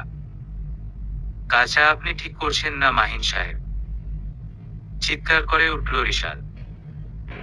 দড়ি দিয়ে বাঁধা হাত দুটোকে ছাড়ানোর ক্রমাগত চেষ্টা করে যাচ্ছে সে, কিন্তু ফলাফল শূন্য। পাশেই দীপ বাঁধা, মাথা থেকে এখনো ফোঁটা ফোঁটা রক্ত ঝরছে দীপের, জ্ঞান ফেরেনি এখনো। ঋষাদের রাগের মাত্রা দেখে হাসিতে ফেটে পড়ছে মাহিন সাহেব। ঋষাদের চিৎকার তৃপ্তি দিচ্ছে তাকে, অব্যক্ত এক চির তৃপ্তি। ঋষাদের কষ্টের মাঝে অপার আনন্দ খুঁজে পাচ্ছেন তিনি। ফ্ল্যাশব্যাক। লোকটা পিছনে ঘুরতেই ঋষাদ আর দীপ আশ্চর্যের চরম পর্যায়ে উপনীত হলো, কেননা লোকটা আর কেউ না, মিহির বাবা মাহিন। মাহিন সাহেবকে দেখামাত্র ঋষাদ দীপকে সাবধানে এগোতে বলে। এমন সময় কে যেন লাঠি দিয়ে দীপের মাথায় আঘাত করে। ঋষাদ দীপকে ধরতে যেতেই পিছন থেকে কেউ ঋষাদের মুখে ক্লোরোফর্মযুক্ত রুমাল চেপে ধরে। ঋষাদ জ্ঞান হারানো মাত্র মাহিন সাহেবের লোকগুলো এসে দীপ আর ঋষাদকে ভিতরে নিয়ে গিয়ে চেয়ারের সাথে বেঁধে ফেলে। আচমকাই ঋষাদের রাগটা আরো বাড়াতে মন চাইল মাহিন সাহেবের। ঠোঁটে এক তাচ্ছিল্যকর কিন্তু রহস্যময় হাসি ঝুলিয়ে বললেন, আচ্ছা ঋষাদ, জানতে মন চাচ্ছে না পিছন থেকে তোমার বন্ধুকে আঘাত আর তোমায় অজ্ঞান কে করেছিল? না, সেটা আপনারই কোন নিকৃষ্ট লোকের কাজ। আরে না ঋষাদ চৌধুরী, এটা আমার কোন লোকের কাজ না, এটা তোমার লোকের কাজ। বিশ্বাস হচ্ছে না? না, আসো বিশ্বাস করাচ্ছি। এই ওরে নিয়ে এত কেউ। মাহিন সাহেবের তাচ্ছিল্যের হাসির মাঝে এক অদ্ভুত বিশ্বাসঘাতকতার ঘ্রাণ পাচ্ছে ঋষাদ। কে আঘাত করেছে তাকে? মাথাটা ঝিমঝিম করছে ঋষাদের, চোখে ঝাপসা দেখছে। হঠাৎ হৃদস্পন্দন বেড়ে গেল। কারো আগমনী বার্তা আশঙ্কার ঝড় তুলল ঋষাদের মনে। ঝাপসা চোখে উপরে তাকাতেই জীবনের সবচেয়ে বড় ধাক্কাটা বুঝি শেখের। সামনে ঋত্য দাঁড়িয়ে, মাথা নিচু করে জ্বরসর হয়ে ভয় কাঁপছে সে। একটা মেয়ে কোন ছেলেকে কি পরিমাণ ভালোবাসলে তাকে বাঁচানোর জন্য নিজের বিয়ে করা স্বামীকে অবধি আঘাত করতে দুবার ভাবে না। সত্যি দিব্যর ভাগ্যের উপর বড্ড হিংসা হয় ঋষাদের। এতটা হয়তো ঋষাদও ঋত্যকে ভালোবাসতে পারেনি যতটা ঋত্য দিব্যকে ভালোবেসেছে। ঋত্যর কাছে কি ঋষাদের ভালোবাসার ন্যূনতম দামটা অবধি নেই? না থাকারই কথা। জোর করে তো ভালোবাসা আদায় করা যায় না। এক অদৃশ্য বেদনায় ঋষাদের বুকের ভেতরটা চিনচিন করছে। আর সেই চিনচিন ব্যথার পরিপূর্ণ তৃপ্তি নিচ্ছে মাহিন সাহেব। আমার মতো সুন্দর রাধে যদি পেতে চাও, গলায় কলসি বেঁধে যমুনাতে যাও। কোথায় পাবো হার কলসি, কোথায় পাবো দড়ি? তুমি হও যমুনা রাধে, আমি ডুইবা মরি। মাহিন সাহেব লাইনগুলো গাইতে গাইতে বিশ্রীভাবে হাসছেন, তবে এই বিশ্রী হাসির অন্তরালে চাপা একটা বেদনা প্রকাশ পাচ্ছে। হয়তো সেই বেদনার রেশা কেউ ধরতে পারবে না। ধীরে ধীরে চোখ খুলতে লাগে দীপ। প্রচন্ড যন্ত্রণায় কাতরাচ্ছে সে। মাথার ক্ষতটা আসলেই অনেকটা গভীর, এখনো রক্ত পড়া বন্ধ হয়নি।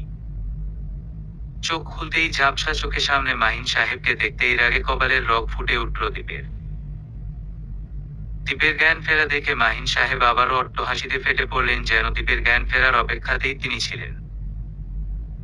হাততালি দিতে দিতে দীপের সামনে আসলেন তিনি। দীপের থুতনি উঁচু করে ধরে জোরে জোরে হাসতে লাগলেন। আরে জামাই বাবাজি যে, তা মেয়ে আমার এতদিন ঠিকমতো যত্নআত্তি করেছে তো? না করলে আমায় বলো, আমি একটু সেবা করি। লজ্জা করে না আপনার? নিজের স্বার্থের জন্য নিজের মেয়ের ক্ষতি করতেও একটাবার ভাবলেন না? মেয়ের ক্ষতি? কে বলল আমি মিহির ক্ষতি করেছি? ও তো সবই জেনে বুঝে আমায় এসবে সাহায্য করেছে। তোমার সাথে পালানো থেকে শুরু করে তোমাদের মাঝের ভুল বোঝাবুঝি, তোমাকে দেশে ফেরানো এবং তোমাদের দুইজনকে একসাথে আমার পায়ের নিচে আনা। এই মাস্টার প্ল্যানটা তো তোমার বউয়েরই ছিল। আমি তো শুধু আমার ভিলেন রোল প্লে করেছি। মাহিন সাহেবের কথা শেষ হতে না হতেই মিহি এসে দাঁড়ালো তার পাশে। মিহির চেহারার মাঝে আগে যেমন মায়া আর বোকামি ফুটে উঠত, আজ তার পরিবর্তে হিংস্রতা আর কুটিলতা ফুটে উঠছে। নিজের উপর ঘৃণা হচ্ছে দীপের, তবুও মিহির দিকে ঘৃণার দৃষ্টিতে তাকাতে পারল না সে। ভালোবাসলে হয়তো এমনটাই হয়। যাকে ভালোবাসা যায় তাকে কখনো ঘৃণা করা যায় না। ভালোবাসার অনুভূতিটা বড়ই পেঁচালো। যখন ভালোবাসার মানুষের কথাকে ভুল ভাবা হয়, তখন সেই মানুষটা আর চাইলেও কোনোদিন নিজের ভালোবাসাকে আগের মতো ভালোবাসতে পারে না।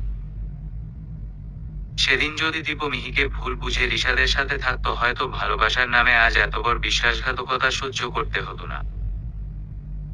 কয়েকটা পেপার হাতে নিয়ে রিশাদের দিকে এগিয়ে এলেন মাহিন সাহেব। কি এসব? আরে রিশাদ চৌধুরী কুল। তেমন কিছু না।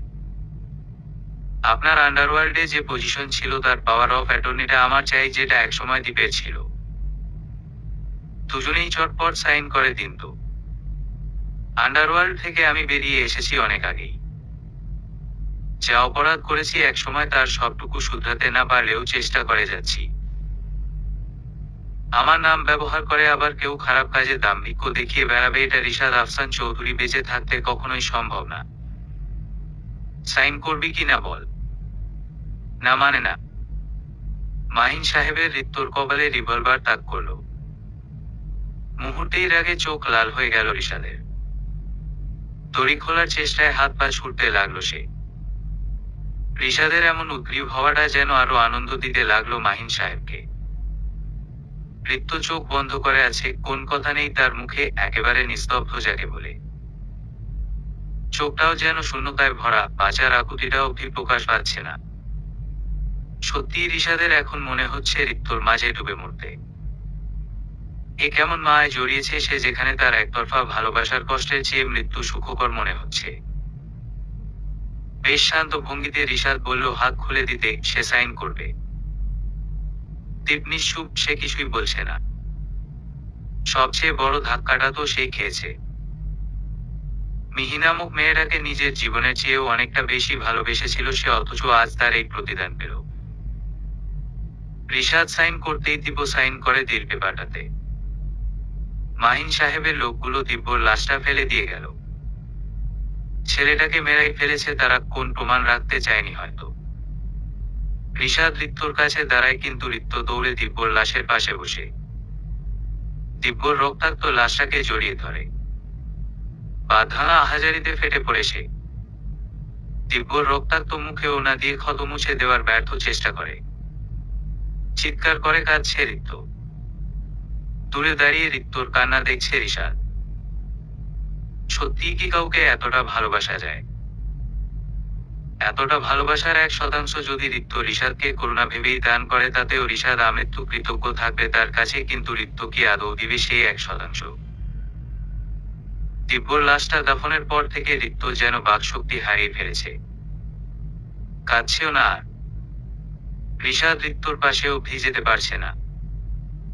প্রথমবারের মতো কিন্তু তীব্র একটা সংকোচ কাজ করছে তার মনে।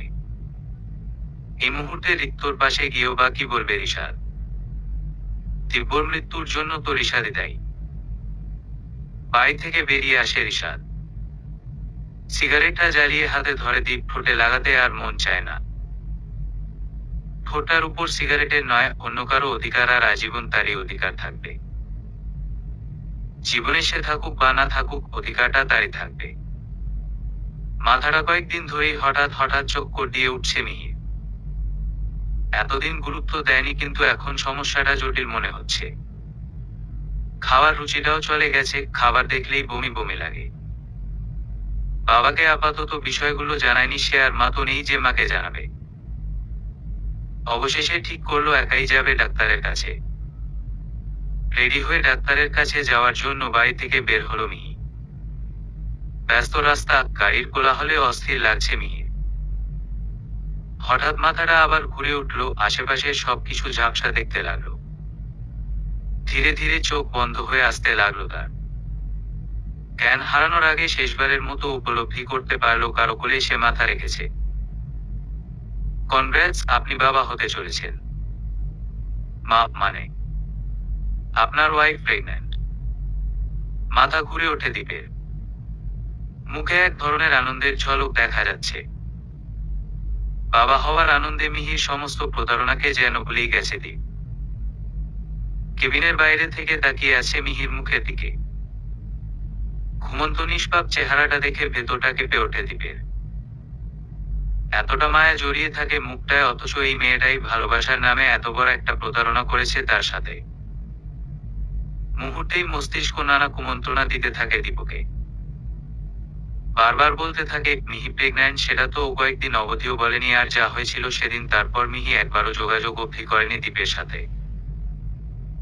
আর দীপের সামনে এসেই কেন অজ্ঞান হয়ে তার কদলে ঢলে পড়ল মিহি।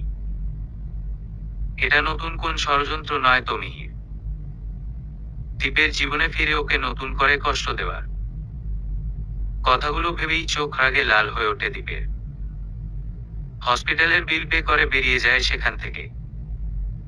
ধীরে ধীরে চোখ খোলে মিহি। মাথাটা এখনো ঝিমঝিম করছে। উঠে বসতেই একজন নার্স মিহির পাশে এসে দাঁড়ায়। সিস্টার, আমি এখানে কিভাবে? আপনার স্বামী নিয়ে এসেছেন। আমার স্বামী? দীপ এখানে কেন আসবে? কোথায় তিনি? তিনি তো বাইরে গেলেন, সম্ভবত মিষ্টি আনতে। মিষ্টি? মিষ্টি কেন? আপনি মা হতে চলেছেন আর তিনি বাবা। কি? নার্সের কথা শুনে মাথায় আকাশ ভেঙে পড়ল মিহির। সে দীপের সন্তানের মা হতে চলেছে। দীপ কি কখনোই মেনে নেবে এটা? এত বড় একটা প্রতারণার পর দীপ কখনোই মানবে না। চোখ বন্ধ করতেই চোখ থেকে টপ টপ করে পানি ঝরতে থাকে মিহির। নতুন অস্তিত্বের এ আগমন কি মিহির বাবা মেনে নিবে, নাকি দীপের রক্ত ভেবে ছুঁড়ে ফেলে দিতে বলবে? না, এমনটা ভাবতেও অস্থিরতা বাড়ছে মিহির। নিজের গর্ভে বেড়ে ওঠা এই অস্তিত্বকে সে নিজের সবটুকু দিয়ে হলেও রক্ষা করবে। তার জন্য তাকে যদি তার বাবার বিপক্ষে যেতে হয় তাও যাবে। মিহির চোখে এবার আনন্দের ঝলকানি দেখা যায়। এক অদ্ভুত সুখকর অনুভূতির আবেশে নিজেকে জড়িয়ে ফেলেছে। আচ্ছা, দীপ কি জানে সে বাবা হতে চলেছে? জানলে তার প্রতিক্রিয়া কেমন হবে? আমার প্রতারণার কথা ভেবে কি রেগে যাবে, নাকি বাবা হওয়ার আনন্দে আমায় কোলে করে ঘুরবে? ঠোঁটের কোনা এক অনুভূতির দরুন প্রসারিত হয় মিহির। ঋত্য, তুমি অফিসে কেন? আজ তো ছুটি না স্যার, যে অফিসে আসবো না। এমনটা বলিনি আমি। আচ্ছা, কেবিনে আসো। কয়েকটা ফাইলের কারেকশন করে দাও। Okay sir. ঋত্যর ব্যবহারে চমকে গেছে রিশাদ। এতটা স্বাভাবিক কিভাবে আছে ঋত্য? এই স্বাভাবিকের মাঝে আবার অস্বাভাবিকতা দেখতে পাচ্ছে সে, যেন এটি ঝড় ওঠার পূর্বের নিস্তব্ধতা। রিশাদের চিন্তা কিছুতেই শেষ হচ্ছে না। খারাপ কাজগুলো থেকে নিজেকে গুটিয়ে নিয়েছিল রিশাদ। একটাই কারণ, ঋত্যর সাথে জীবনটা সুন্দরভাবে শুরু করা, কিন্তু এখন আদৌ কি তা সম্ভব হবে? মাহিন সাহেবের যে কোনো কাজ বিরূপ প্রভাব ফেলবে রিশাদ ঋত্যর জীবনে। ঋত্যর দৃষ্টি ভাবলেশহীন, চুপচাপ ফাইলে মুখ ডুবিয়ে বসে আছে। রিশাদ যে কাজ বাদ দিয়ে হা করে তার দিকে তাকিয়ে আছে, সেদিকেও ধ্যান নেই তার। আচমকা মুখ তুলে তাকাতেই রিশাদের চোখে চোখ পড়ল ঋত্যর। সাথে সাথে চোখ নামিয়ে নিল দুজনেই। ঋত্য কি কিছুই অনুভব করছে না। ঋষাদের অনুভূতি তো আকাশ ছোঁয়া, যেন নব্য প্রেমে পড়েছে সে। প্রেমিকার চোখে চোখ পড়তেই লজ্জা পেয়ে চোখ নামানো এ যেন পৃথিবীর সেরা অনুভূতি। নতুন করে এসব অনুভূতির সাথে জোড়াবে এমনটা কখনো ভাবেইনি ঋষাদ। দীপ ছাদের এক কোণে দাঁড়িয়ে আছে, সময় যেন স্তব্ধ হয়ে গেছে তার জন্য। বাবা হওয়ার অনুভূতি এত সুখকর একটা অনুভূতি, অথচ সামান্যতম সুখ অবধি উপভোগ করতে পারছে না। প্রতারণার রেশটা কি কাটিয়ে উঠতে পারবে না সে? এমন সময় দীপের মনে হলো মিহিকে হসপিটালে একা রেখে সে চলে এসেছে। মিহির জন্য চিন্তা না দেখালেও চিন্তাটা হচ্ছে ঠিকই। গাড়ি নিয়ে আবার হসপিটালের দিকে গেল দীপ। এই সন্তান নষ্ট করে ফেল তুই। দীপের রক্ত তোর শরীরে, কোনোভাবেই এটা আমি মেনে নিব না। বাবা, আমি পারবো না এটা করতে। দীপের রক্ত আছে, হ্যাঁ দীপ বাবা ওর, কিন্তু আমার কি কেউ নাও। আমি কিচ্ছু শুনতে চাচ্ছি না। এই সন্তানের এবর্ষণের সকল ব্যবস্থা আমি করব। আমি এবর্ষণ করাবো না বাবা। তুই এবর্ষণ না করানো পর্যন্ত তোকে আমি বাড়িতে তুলব না। বাবা। মাহিন সাহেব রাগ দেখিয়ে বেরিয়ে গেলেন হসপিটাল থেকে। মিহি মেঝেতে বসে পড়ল। এমনটা কেন হলো তার সাথে? দিব্যকে তো সে হারিয়েই ফেললো, কিন্তু নিজের বাবাকে অবধি সে পেল না। চিৎকার করে কাঁদতে মন চাচ্ছে, কিন্তু পারছে না। কারো পায়ের শব্দ পেতেই চোখ মুছে উপরে তাকায় মিহি। দীপ দাঁড়িয়ে। উঠে দাঁড়ায় মিহি, দীপকে জড়িয়ে ধরে চিৎকার করে কাঁদতে থাকে। দীপ ধরে না মিহিকে। মিহিকে নিয়ে বাইরে এনে গাড়িতে বসায়। মিহিকে দিয়ে যাচ্ছে, কিন্তু দীপ চুপচাপ। কিছুই বলছে না সে। বাড়ির সামনে এসে গাড়ি থামায় দীপ। মিহিকে নিয়ে ভেতরে ঢুকে দীপ। আমার সন্তান না আসা পর্যন্ত তুমি এই বাড়িতে থাকবে। আমার সন্তান আমাকে দিয়ে তুমি এ বাড়ি ছেড়ে এবং আমার জীবন থেকে চিরতরে চলে যাবে। সন্তানটা কি তোমার একার দীপ? আমার একার। কথাটা বলেই দীপ উপরে চলে যায়। সিঁড়ির এক পাশে দাঁড়িয়ে দীপের চলে যাওয়া দেখছে মিহি। কতটা অবহেলা আর অবজ্ঞা মনে জমিয়েছে দীপ, যে মিহির দিকে ফিরেই তাকাচ্ছে না। যন্ত্রণাগুলো কুরে কুরে খাচ্ছে মিহিকে। উঠে নিচতলার রুমে গিয়ে বসল মিহি। কান্না থামছে না কিছুতেই। দীপ নিজের রুমে এসে সিগারেট ধরায়। ঠোঁটের অধিকারটা আজ সিগারেটকে দিতে মন চাচ্ছে দীপের। সিগারেটের উপর সিগারেট জ্বালিয়ে যাচ্ছে দীপ। নিঃশ্বাস বন্ধ হয়ে আসছে, বুকে ব্যথা করছে। আধ খাওয়া সিগারেটটা ফেলে দিয়ে নিচে আসে দীপ। সিঁড়ি দিয়ে নামতেই চোখ যায় নিচতলার রুমটার দিকে। মিহি ঘুমিয়ে পড়েছে। এত ঘুম কই পায় এই মেয়েটা? প্লেটে খাবার নিয়ে মিহির রুমে আসে দীপ। মিহিকে ডাকতে মন চায় না। কি সুন্দর গুটিসুটি মেরে শুয়ে আছে। এত মায়া মুখ জুড়ে, কিন্তু দীপ কিছুতেই পারছে না মিহিকে ক্ষমা করে দিতে। মন আর মস্তিষ্কের দ্বিধাদ্বন্দ্বের মাঝে নিজেকে ক্ষয় করে ফেলছে সে। জীবনের কিছু সেরা মুহূর্তকে প্রতারণার গর্ভে বিলীন করে দিয়েছে সে। বাবা হওয়ার অনুভূতিটাকে অবধি অন্তরালে চাপা ফেলেছে। এত প্রতিকূলতার মাঝে আর কি কখনো এক হতে পারবে দীপ মিহি? হয়তো না, কিন্তু এত সহজে তো আর ভালোবাসা ভুলে থাকা যায় না। দেখা যাক কি হয় তাদের এই নতুন সূচনায়। বেশ কয়েক মাস অতিবাহিত হয়ে গেছে। ঋষাদ আর ঋত্যর সম্পর্কটা এখনো স্বাভাবিক হয়নি। ঋত্যর বিষণ্ণতা কিংবা উদাসীনতা কোনোটাই বিন্দুমাত্র প্রশমিত হয়নি। ঋষাদ চেষ্টা করেনি এমনটা বলা যায় না, কিন্তু যে মানুষটা নিজেই খুশি থাকতে চায় না, হাজার চেষ্টা করলেও কি তাকে খুশি করা সম্ভব? সম্ভব না। ঋষাদ ঋত্যর মাঝে দূরত্বটাও ধীরে ধীরে বাড়ছে। এখন আর ঋষাদের বাড়িতে থাকে না ঋত্য। স্বামী স্ত্রী হওয়া সত্ত্বেও দুইজনের অবস্থান দুই ছাদের নিচে। ডিভোর্সের জন্য অ্যাপ্লাইও করেছে ঋত্য, তবে তার জন্য 6 মাস এক বাড়িতে থাকতে বলা হয়েছে। ঋত্য তা চায় না।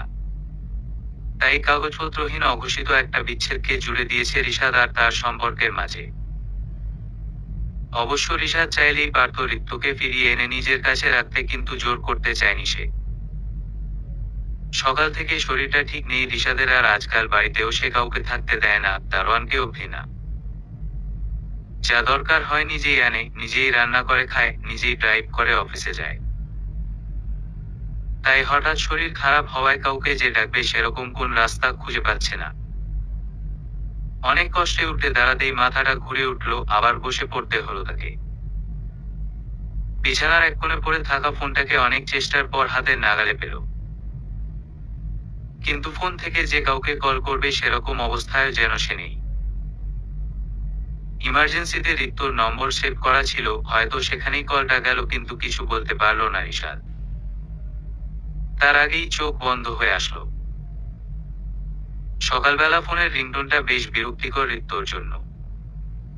রান্নাঘরে ব্যস্ত ছিল সে। আস্তে আস্তে ফোনের রিং বাজা বন্ধ হয়ে গেল। হাত মুছে ফোন হাতে নিতেই দেখলো রিশাদের নম্বর থেকে কল এসেছিল। রিশাদ তো এই কয়েক মাসে একটাবারের জন্য তাকে কল করেনি। আজ হঠাৎ কেন কল করলো? কি প্রয়োজন পড়লো? এতদিন তো ভালোই ছিল রিক্তকে ছাড়া, একটাবার এসে বলেওনি রিক্ত চলো আমার সাথে। এমন অজস্র প্রশ্ন উকি দিচ্ছে রিক্তর মনে, কিন্তু পরক্ষণেই মনে হলো ছেলেটার কোন বিপদ হলো না তো। তড়িঘড়ি করে তৈরি হয়ে ব্যাগটা নিয়ে রিশাদের বাড়ির দিকে রওনা দিল রিক্ত। বাড়ির দরজাতে দারোয়ান অবধি নেই। এত নিস্তব্ধতা। ভীত শঙ্কিত পায়ে ধীরে ধীরে রিশাদের রুমের দিকে এগোলো রিক্ত। রিশাদের রুমে ঢুকতেই দেখলো রিশাদ বেসামালভাবে বিছানার এক প্রান্তে অজ্ঞান অবস্থায় পড়ে রয়েছে। দ্রুত রিশাদের ফোন হাতে নিয়ে ডক্টরকে কল করলো রিক্ত। রিশাদকে ধরে বিছানায় কোনোরকম শুয়ে দিল। বেশ কয়েকবার ডাকলো রিশাদকে, কিন্তু না। রিশাদের কোন সারা শব্দই নেই। উদ্বেগ যেন কয়েকশো গুণ বেড়ে গেল রিক্তর। কি করবে না করবে কিছুই বুঝে উঠতে পারছে না।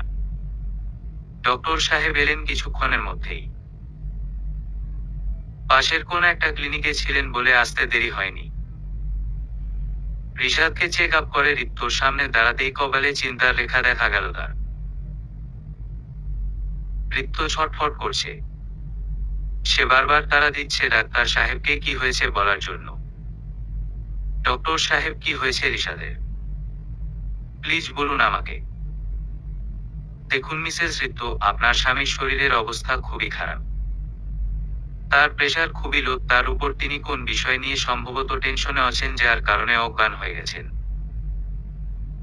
বলতে গেলে তিনি টাইম টু টাইম খাওয়া দাওয়া করেন না, এমনকি ওনার ছোট থেকেই কিছু সমস্যা ছিল, আর ফ্যামিলি ডক্টর হওয়ার দরুন ওকে মেডিসিন প্রেসক্রাইবও করেছিলাম। সেগুলো না খাওয়ার জন্য তার সমস্যাগুলো মাথাচাড়া দিয়ে উঠছে।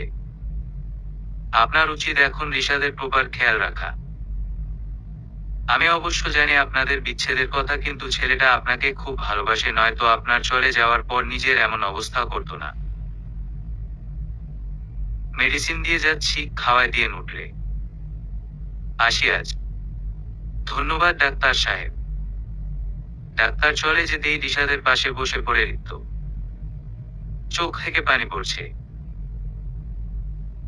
আলতো করে রিশাদের বুকে মাথা রাখে রিক্ত। দিব্যকে হারানোর পর ভেবেছিলাম হয়তো আর কাউকে ভালোবাসতে পারবো না, তাই তোমার থেকে দূরে সরে এলাম, কিন্তু দূরত্ব ভালোবাসাকে প্রশমিত করতে পারলো না। কোথায় যেন শুনেছিলাম দূরত্ব নাকি ভালোবাসা বাড়ায়। আমার ক্ষেত্রেও তাই হয়েছে। প্রতিদিন তোমার প্রতীক্ষায় আমার ভালোবাসা চক্রবৃদ্ধি মুনাফার হারে বেড়েছে, কিন্তু তুমি আসোনি। একটাবার বলনি রিক্ত চলো আমার সাথে, ভালোবাসি তোমাকে। আমিও যাইনি। কি যেন একটা বাধা দিচ্ছিল তোমার কাছে ফিরতে, হয়তো অভিমান। ভেবে বসেছিলাম তুমি বুঝি ভুলে গেছো আমায়। কি লাভ তোমার জীবনে ফিরে তোমার নতুন জীবনটাকে আবার তছনছ করতে। তবে ভালোবাসি আপনাকে খুব, কেন ভালোবাসলাম হঠাৎ করেই বলতে পারবো না। কথাগুলো বলতে বলতে রিক্তর চোখে জলে রিশাদের শার্ট ভিজে গেছে। রিশাদের বুকের উপর থেকে উঠতেই রিক্ত দেখলো রিশাদ তার দিকে তাকিয়ে মুচকি হাসছে। আপনি সব শুনেছেন? জি মিসেস চৌধুরী, কিন্তু উঠলেন কেন? শান্তি পাচ্ছিলাম। বুকের ভেতরে চলা ঝড়টাকে প্রশান্তি দিচ্ছিলেন। আমিও খুব ভালোবাসি আপনাকে। এখন আবার বুকে আসেন। না, আগে মেডিসিন। মেডিসিন তো আপনি আবার। আসেন বুকে। ডক্টরের প্রেসক্রাইবও করা মেডিসিন আগে। রিশাদকে মেডিসিন খাইয়ে দিয়ে রিক্ত রিশাদের বুকে আবার মাথা রাখল। আজকের এই অসুখটা রিশাদের জন্য সেরা অনুভূতি। রিক্তকে নিজের ঘরে পেয়েছে, আর কখনোই ছেড়ে যেতে দিবে না। মিহি আর দীপ হাসপাতালে। মিহি অপারেশন থিয়েটারে বাইরে বসে নখ কামড়াচ্ছে দীপ। চিন্তায় কি করছে না করছে বুঝে উঠতে পারছে না। এমন সময় বাচ্চার কান্নার শব্দ পাওয়া গেল। দীপের হৃদস্পন্দন যেন থেমেই গেল। ডক্টর বের হলেন বেশ কিছুক্ষণ পর। জানালেন মা এবং বাচ্চা উভয় সুস্থ আছে, একটু পর দেখা করা যাবে। মিহির কেবিনে ঢুকল দীপ। মিহির কোলে তার ছোট্ট পরীটা খেলা করছে। একদম মিহির মতোই হয়েছে, কিন্তু মিহিকে বললে সে বলবে দীপের মতো হয়েছে। মিহির কাছে যে আলতো হাতে বাচ্চাকে কোলে নিল দীপ। এ সময় মিহির খুব খুশি হওয়ার কথা, কিন্তু সে পারছে না। তার মনে হচ্ছে এই বুঝি দীপ বলবে এখন এই সন্তান শুধু আমার। চলে যাও তুমি। ইতিমধ্যে চোখ ছলছল করছে মিহির, কিন্তু মিহিকে অবাক করে দিয়ে দীপ বলল, আমার মিহি আজ মা হয়েছে। সেরা অনুভূতি জীবনের। এই অনুভূতিটা আরো 10 বার অনুভব করাতে হবে তাকে। বলেই মিহির দিকে চোখ টিপ মারল দীপ। মিহি হাসতে লাগলো। বাবা মা আর তাদের ছোট্ট পরি পারফেক্ট ফ্যামিলি। এমন সময় মাহিন সাহেব হাত জোর করে বসলেন মিহির সামনে। মা আমায় মাফ করে দে। আমি আমার ভুল বুঝতে পেরেছি। টাকার জন্য আমি মিথ্যে বুঝিয়েছিলাম তোকে। তোর মার মৃত্যুর জন্য দীপ আর রিশাদ দায়ী নয়।